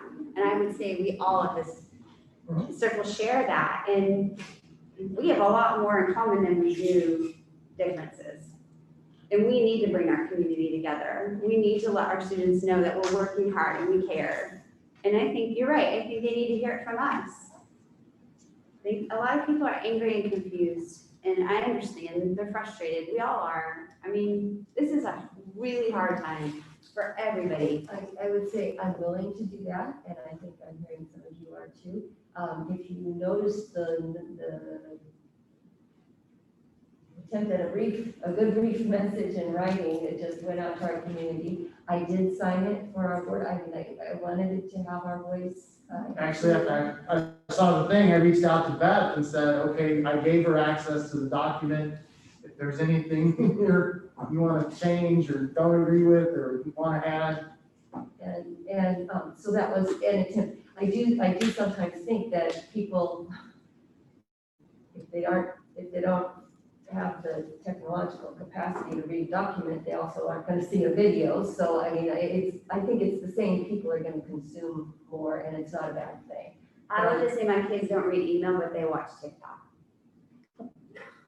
Well, and they're visual. They're not always. Well, I'm looking for getting the message to the parents. Not that I'm proposing to do a TikTok video. I'm not proposing that. So, maybe it would be effective for a middle school teacher. And yeah, whether I go on Facebook or not is do I have free time, because it disappears if I go there. But I will read an email that comes from my principal or from the superintendent that says this is an update. Yeah. But then I tend to be a rule follower. And old school, we had superintendents in the past who did a weekly article in the Belmont Times, Swan Beach, whatever, all of those papers. One column, and would go to all of those. And a lot of people read those. Yeah, I think the more types of media you can use, the more people you can reach and get a clearer, unified message out, the better, including our kids. And it's interesting because you guys are all kind of doing different things at different rates. And I feel like we kind of needed to come together and make sure we're all moving forward together. Well, I think there's the difference in personality. I didn't mean that as a negative. No, I mean, as a positive, you're think doing things. Yeah, they do. I think part of it is giving, you know, explaining to the public, like, there's not the board and one superintendent sitting here making every decision that has to be made for the district. we've tried to position ourselves back to giving our amazing instructional leaders at our sites the authority to be making decisions as long as they follow the actions taken by the board, as long as they follow the CDPH guidelines and the San Diego Public Health Order to get things moving along on their campuses. And everything that happens at San Diego Academy is not going to necessarily happen at Canyon Crest Academy. Everything that happens in Earl Warren is not going to be cookie cutter what happens at Carmel Valley Middle School. But they are, and that's part of, when they communicate, they are the district. One of the things that we're waiting for the district. Well, if Justin has a meeting online with parents, he is the district. He's representing the district at Earl Warren Middle School. We are all the district together. And Dr. Haley, we had a leadership meeting just the other day, and it was to watch our principals get together and collaborate on the creativity of coming back with student connectiveness, of addressing our students who are going to be in need, of addressing our students at risk. It was phenomenal. And they are collaborating together. They are looking together. But I think as Dr. Haley said, different schools have different needs. And so they were talking about from their points of joint plans, and they're now going back to their staffs, and they're working with their staffs and looking at their particular campuses on how to connect with students. And the heartfelt planning that was going on was really wonderful. I'm gonna, it's been, I think, 2 hours or so almost since we've come back. Do we have any final questions for our principals? Maybe we can come back and continue our conversation, but yes. I just have one more comment to make that I think is really important is there's no better word to describe it as a principal, but you're running a mini city. And some cities are larger than other cities, but the principals and their teams and the counselors and the teachers and the department chairs and all of the support staff that's sitting there knows exactly what the city needs in order to run. And I think the meeting that Sprazy's talking about was extremely powerful to see them all because they had not been in a space together, socially distanced appropriately, to have that, see each other eye to eye, bounce ideas off each other. And in a virtual setting, things take a lot longer to do because you're building capacity and that's what you do. And it was really nice to see the capacity that was built with our instructional leaders, our principals, with the executive cabinet there to bounce ideas. We moved more in 3 hours than we have in the last 3 weeks, because we were able to get work done, see each other, bounce ideas, validate it, and move. And I think that's a very important thing to say. Rick's mini city is very different than an Earl Warren city, but he knows exactly what the needs are to make that city move and thrive. And I think that's really important as we're looking at these priorities and bringing kids back onto campus. We're bringing the kids that we know they need the city and they need to be there in order to thrive. And I think that's a very important point. Oh, I'm sorry. Yeah, I just want to say one thing. I've been a principal in the district for my 13th year, so it's longer than anybody in the district. And so I've worked with many teams, and the team I'm working with today is an amazing team. And everybody, first and foremost, has the thought of looking at the parameters that we have to work within. What's the most we can do? Not what's the least we can do. What's the most we can do? And everybody's really working hard and trying to achieve that. And so these principals, it's an honor working with Mr. Khan, Mr. Camacho, even though he's a Dodger fan, but seriously, this is, everybody's working hard to see what's the maximum that we can do within the parameters that are in front of us. Nobody's trying to shortchange anything. Everybody's working hard. And the staff at each site, they've been, all the teachers, sports staff, classified, certificated, they've all been amazing. So it's a privilege for me to come to work every day and work with everybody in this room and the people at my site. And I'm sure the principals here would echo that sentiment as well. But I just think it's important for everybody to know that there are some very hardworking, dedicated people working hard to give our communities the best possible experience. This isn't easy for anybody. Nobody chose this. There is no script. Like I said, my 13th year in the district, longest serving principal. My first pandemic. Okay, so, As a board, I know that we all deeply appreciate your hard work and that we notice it and we see it, of course, of your staff as well. And we are part of your team. We don't ever want you to see any of us collectively or individually as an adversary. You know, we're just advocates like you are from a different perspective, but we need each other. Absolutely, thank you. Well, so I think I would thank you again for coming. Keep up the good work and you know, keep encouraging your own city staff. Certificated, classified, everyone. You know, it's but it does feel like,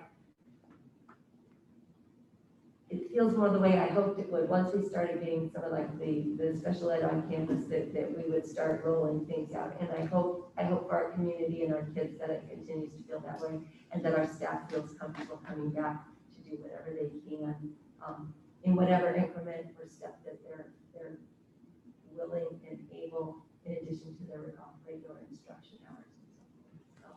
So, thank you. I will go ahead and take us into another 10-minute break, and then we have our final board governance discussion. Thank you. All right, welcome back if you are still with us here.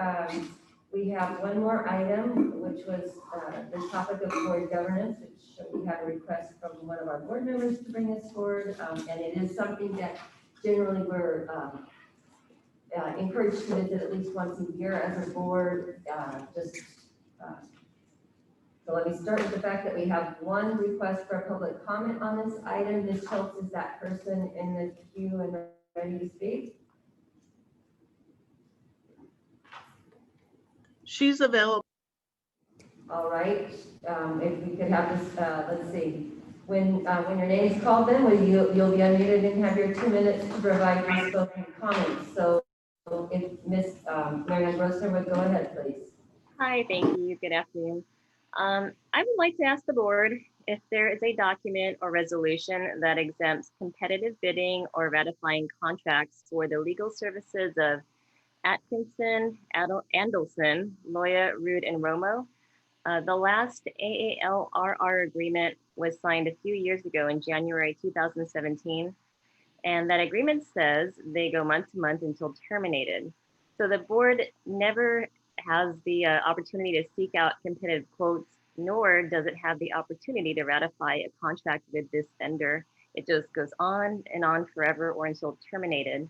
I would like to ask the board if this is good governance. Thank you. Thank you. So at this point, this topic, I sent a message to the board letting them know that we did not bring, we're not bringing a speaker in this time. We did a year and a half ago have someone come in and help kind of walk us through some team exercises, and at this day and age, that wasn't something I thought was as meaningful for us as a group. But what I did mention in the email was we, as of our last, I guess it was a couple years ago, we had someone come through, and since then we have put together our own high school district governance handbook.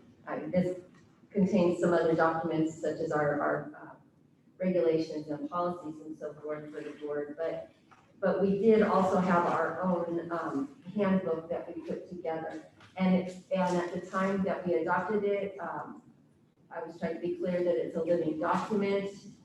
We can add to it, we can adapt it to what our current practices or thought process is. So I was inviting the board if they had any anything that they recognized or realized over the last, now I'm trying to remember, is it 18 months or whatever, I guess the last year or so that we adopted this document, that you'd like to bring forward for consideration or, and really, as I said, I don't have a lot of checklists. I'm not planning to go through blow by blow here. to just ask, open it to the floor in your discussion, anything, any concerns or comments? It looks like Ms. Gibson maybe has.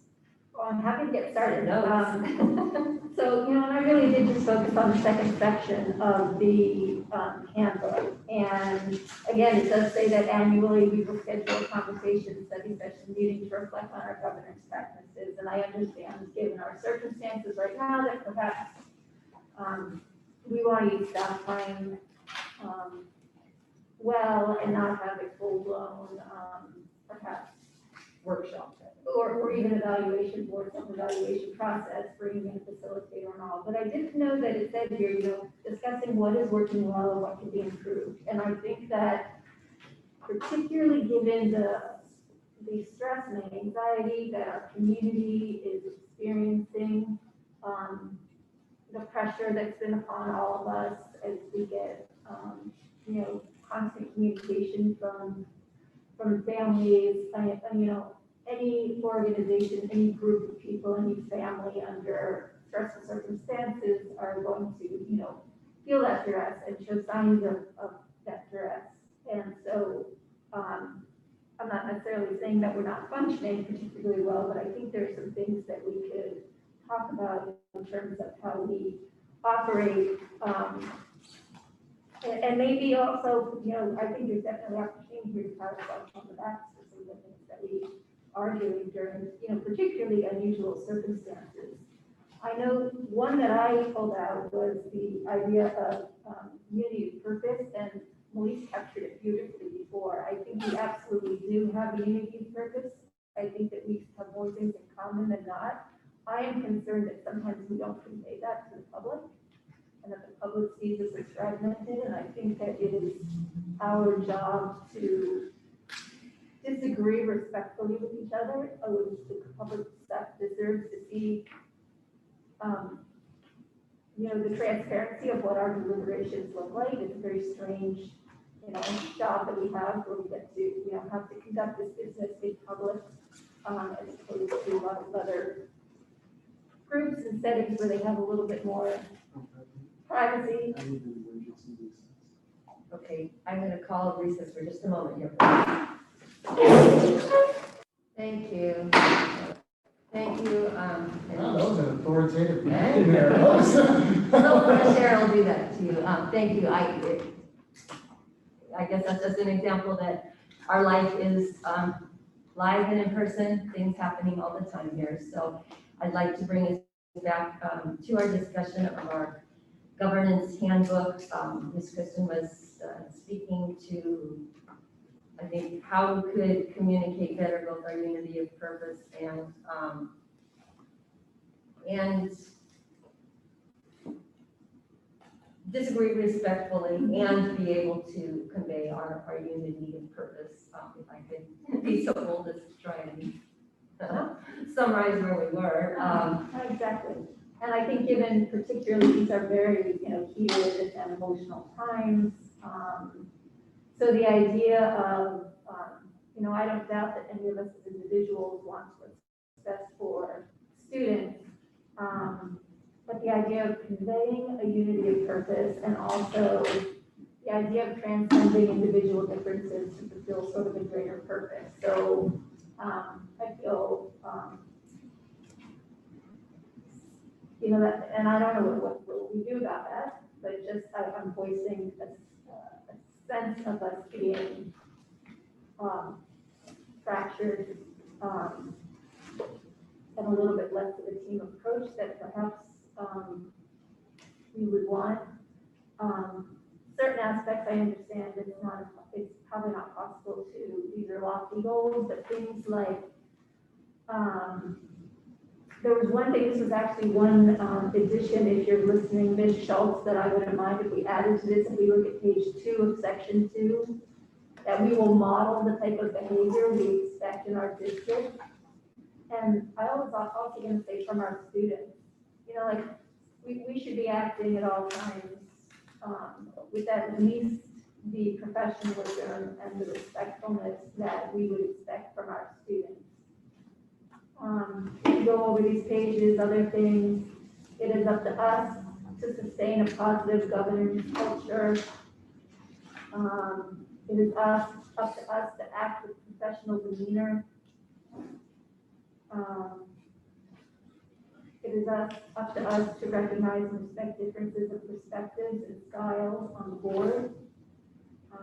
So I think I think it's really healthy to have different opinions and for this to be strong, but to make an effort to, which is another one in here somewhere, really the point of listening with the intention of understanding.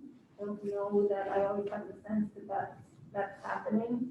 I think we get passionate about something that we think is right and important, and it can be hard to listen to what other people are saying, and I think we would just be a stronger team for it. Other things like no surprises for staff or fellow trustees.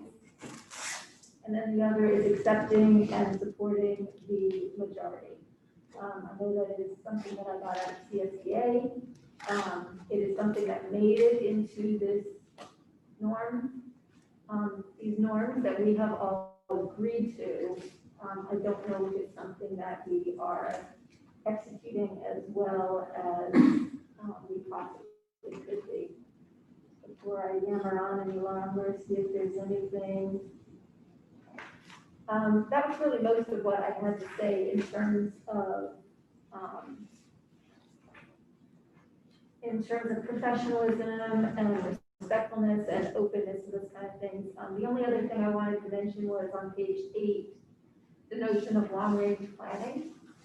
I think we had an opportunity to do a little bit of that at a meeting last year, and I don't think I, as personally, the board members, took advantage of it as well as I could have. I know Melissa and I discussed that. So that would probably be something that would better happen when things are less chaotic and when after our elections, when we have a new team. But I do think I'd like to at least discuss with staff and with you and my colleagues, you know, what would we, do you agree with me, and you know, what kind of a process would you like that to be? So that was my thoughts. Well, I appreciate that. I think one of, I'll be off the board, I expect by the time you're having that conversation, looking at some long-term, it seems like something that needs at least a part of a day of a study session, if not more, a series or something. Can we schedule that now? Well, what I was going to say is, I think the recommendation I would make to those of you who are remaining on the board is, as you look at that organizing meeting in December, and even approaching it, that we be talking with staff and the superintendent about the calendar for next year, and make sure that there are days built in, so that there are times aside from these meetings that tend to run through just about everybody's energy. Right. And then I would also ask, if, you know, for me, a disappointment is to have something that is calendared and then not have everyone available. And I know things happen, but that as a board, out of respect to each other, that everyone come and participate, just because it's not action items that we need to be here, still participating and doing that. Did anything Ms. Gibson say either trigger something, or did either of you perhaps have anything you walked in today hoping we would address? I'm going to put you on the spot. I was going to say not to put you on the spot, but I'm putting you on the spot. Well, I completely agree that this is much more appropriate in a couple, 3 months, because really any changes that we make, it's kind of too late. I mean, these need to be made by the new board. And yes, there are things in here that I think are being violated terribly, but it's something that we can be corrected right now. And I think it's something that should be attended to after the next election. I agree. Yeah, I'm not recommending that we do it. I really am looking at this as an evaluation, you know, sort of my self-evaluation. And so at this point time, this is where I feel that our current organization, maybe with the beginning of, I know we've done this in the past, when a new team comes together, and I don't know what your experience has been, Dr. Kelly, to have some sort of, norm setting, team building activity where we really look at these things again and say, oh, yes, and I wholeheartedly agree with those. And I think it was 18 months ago that we really did that, and 12 months later, Right. when it would have been like this past February, March, we were talking about doing it, and then we spent any spare time we had working on school plans rather than revisiting this again, just as we were with school. We didn't ever know, it's just gonna take us 2 weeks, and then this is turned around. Here we are. We didn't want to not bring this forward as an opportunity to discuss. I would say, again, some of the areas I've been frustrated with would be no surprises for staff or for me as president. And I didn't even go look for where it was, but we've always talked about, and I'm sure I had the conversation with any new board member coming on, I'm expected to be speaking to the superintendent about anything I'm aware of that are problematic, and I can do it in as confidential a manner, but still try to get him aware of anything that's going on. And we are also, either board members need to be speaking to me or the superintendent to let us know when there's anything that we need to be aware of. Because we can't do our jobs and we can't function well if we're reacting. I think that's something we hear sometimes, is that we're faulted with not being proactive, and when we don't have the information up front, it doesn't allow for that. I also have some concerns that are regarding, again, it's like supporting the majority once we're done with something, or if there's concerns about how something's unwinding or is happening, that either get brought up at the time or brought up to myself or the superintendent so that we can look at how to address it. Because we have situations now where we have conversations going on outside of our group that is detrimental to how we govern, and I think that's a frustration. And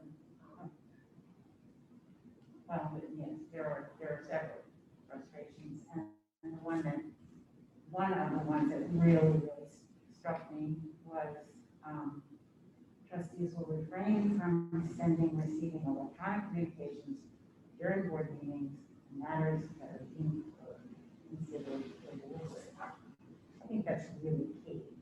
I think that there's no place for that here in the board. We have heard from people, we know opinions, and it's time for us to deliberate with each other and not bringing in information that's coming in as we do our deliberation. So that's something that I feel is absolutely key to be included in this document. Maybe we could have even just a couple page document that is like a blurb code of ethics, so that we all start on the same page in December. And we just say, I agree, I will, bring forth my honest opinions in truth and sincerity, and then I agree, I will not use my device during the meeting, because these things are already in our policy, we've already agreed on them. But just as a reminder, here's just a refresher on how our protocols work, and you can't summarize the whole handbook, but maybe some of the most important ones. And I love the idea of having a united vision, and who on earth would want to be part of a school board that doesn't accomplish anything or is just fractured? I mean, that would just be 4 years of frustration. So I hope that, I know you are walking away with a huge legacy, and I want that for those of us who will try to carry that on. And I know that and this is the first thing I was taught, one person on a school board can accomplish nothing. Well, maybe contention or, I don't know. I mean, I try to be encouraging and enthusiastic. Maybe I can do that, but I can't accomplish a big thing. And that's why all of us are here. Why would you run? Why would you? I mean, this is a lot of hours for not any money, but we don't do it for money. There's a bigger purpose. So I am grateful for that. Well, and I think I want to circle back around to the concern that Ms. D'Alessandro was saying. And I know you were trying to say why this is problematic, but I think for anyone who's listening, that we can give some more clarity about it. For example, I said I went home from last week's meeting and read all of my emails. And a lot of those emails were sent as though they expected I was reading them during the meeting. It was, you know, just a sentence. And I'm not reading my emails during the meeting. I'm in the meeting. I'm having my conversation with my fellow board members. But if there's board members who are reading that, then as Ms. D'Alessandro said, that's actually giving an unfair voice to somebody. Because if we were in a boardroom and only those who had speaker slips got to, you know, went through the process spoke, and now we're supposed to be deliberating or discussing, and there's other, it's as though someone's standing in the room calling out things that would not be permitted, at least not when I have the gavel in my hand. When you're reading your rules at the beginning of the meeting, I mean, maybe that could be included, no outside electronic communication is allowed during. So, yes, but I don't know, yes, I mean, we can be very specific, but again, I think it's a behavior that was, I remember the very first, when I was very first bringing a laptop, a computer into the meeting, and people were concerned because they thought maybe we'd be doing other things. And you know, so sometimes if I'm writing a note or I'm trying to pull something up, you know, maybe that somebody watching thinks I'm looking at Facebook. I don't know what they thought, but there was concern about it. And I think we've learned that we can do business while we're with our laptop, you know, but it's still a possibility. I mean, it is an etiquette we all need to be reminded of. I mean, I hate it when, you know, my husband's talking to me and I get a text and I look down at it. It's just here, it says tempting, or I find myself like looking at emails when we're, you know, watching the news or something, and I'm like, oh my gosh, it's 2 devices. And then no, wait, now I have 3, you know, and I think it's a good reminder of us just to be present. You know, and I've always tried to silence it and actually not have it, you know, buzzing on the table or anything. Although there are times, again, as we've been in different locations, you know, sometimes that's how someone could say, you know, Mrs. D'Alessandro hasn't come back in the meeting, stop that, you know, I mean, they have to call me, they have to reach you somehow. I much prefer being in the room with you all as we are. Another area that I would like to maybe have some clarification, both for our own board members and for the public, is to understand, and I don't have last week's agenda in front of me to use as an example, but we had items, I believe it was distance learning, that's been on our agenda because we needed to address it, and there could be action items regarding it. And we took action this last meeting, and then have had people say, you didn't have it on that agenda. But it was on the agenda for us to be attending to that topic. And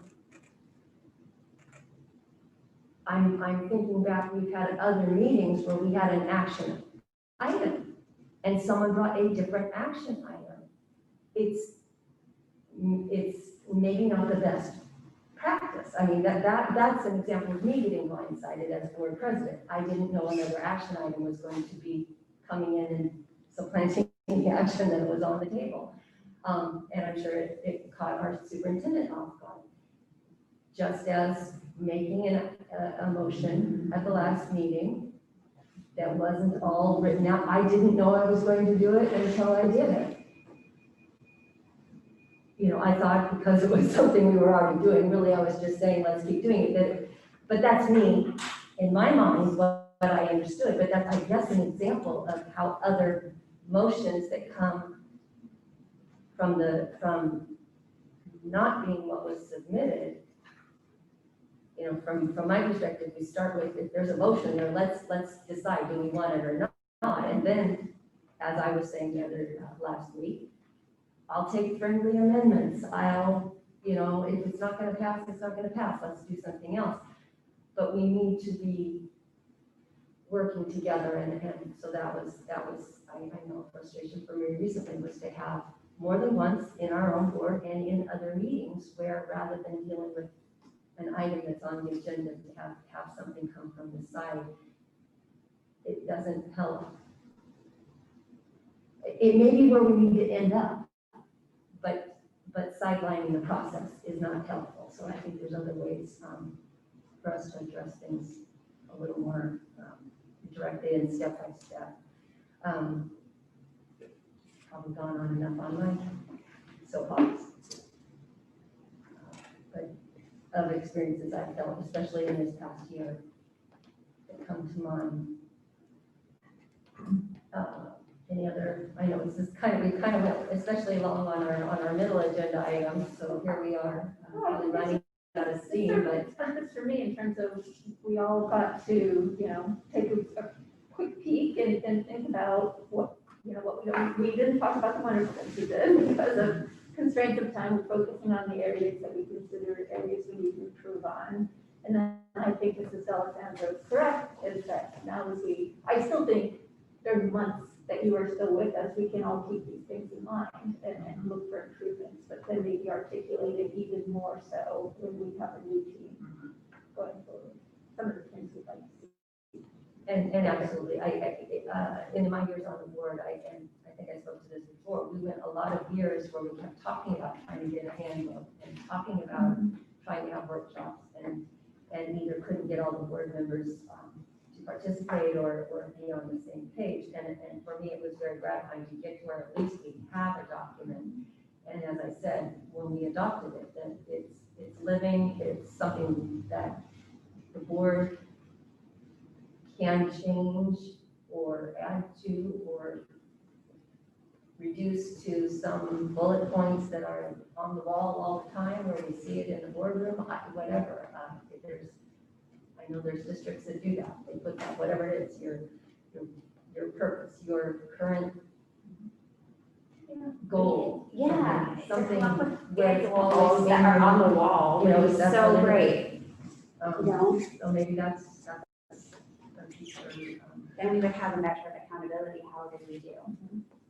And I think this isn't the year to do it because of chaos, but I also think at some point we could consider having, there's CSDA protocols for board self-evaluations, and it would cost some money, but not a significant amount to have someone with expertise who's done this with lots of other school boards come in and help us facilitate this process.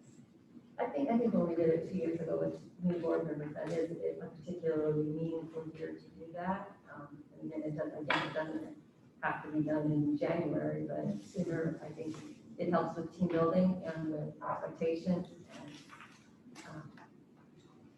finding, when you've got new people around the table, what your unity of purpose is.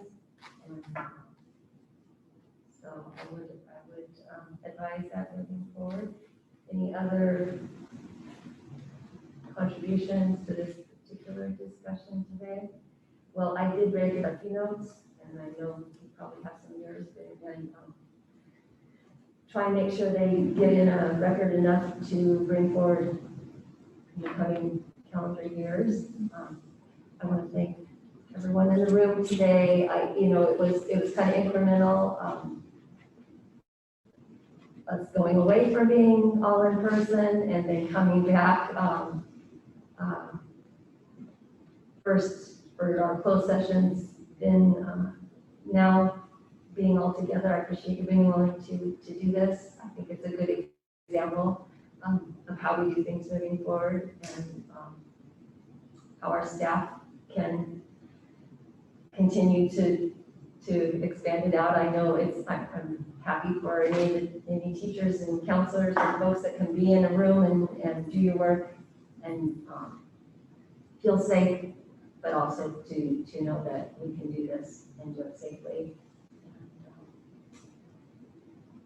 If I hear no other discussion, I'm going I just, to, really quick, when you guys had a recess, is it something that we need to discuss or no? not in here, not in this meeting, no. Thank you.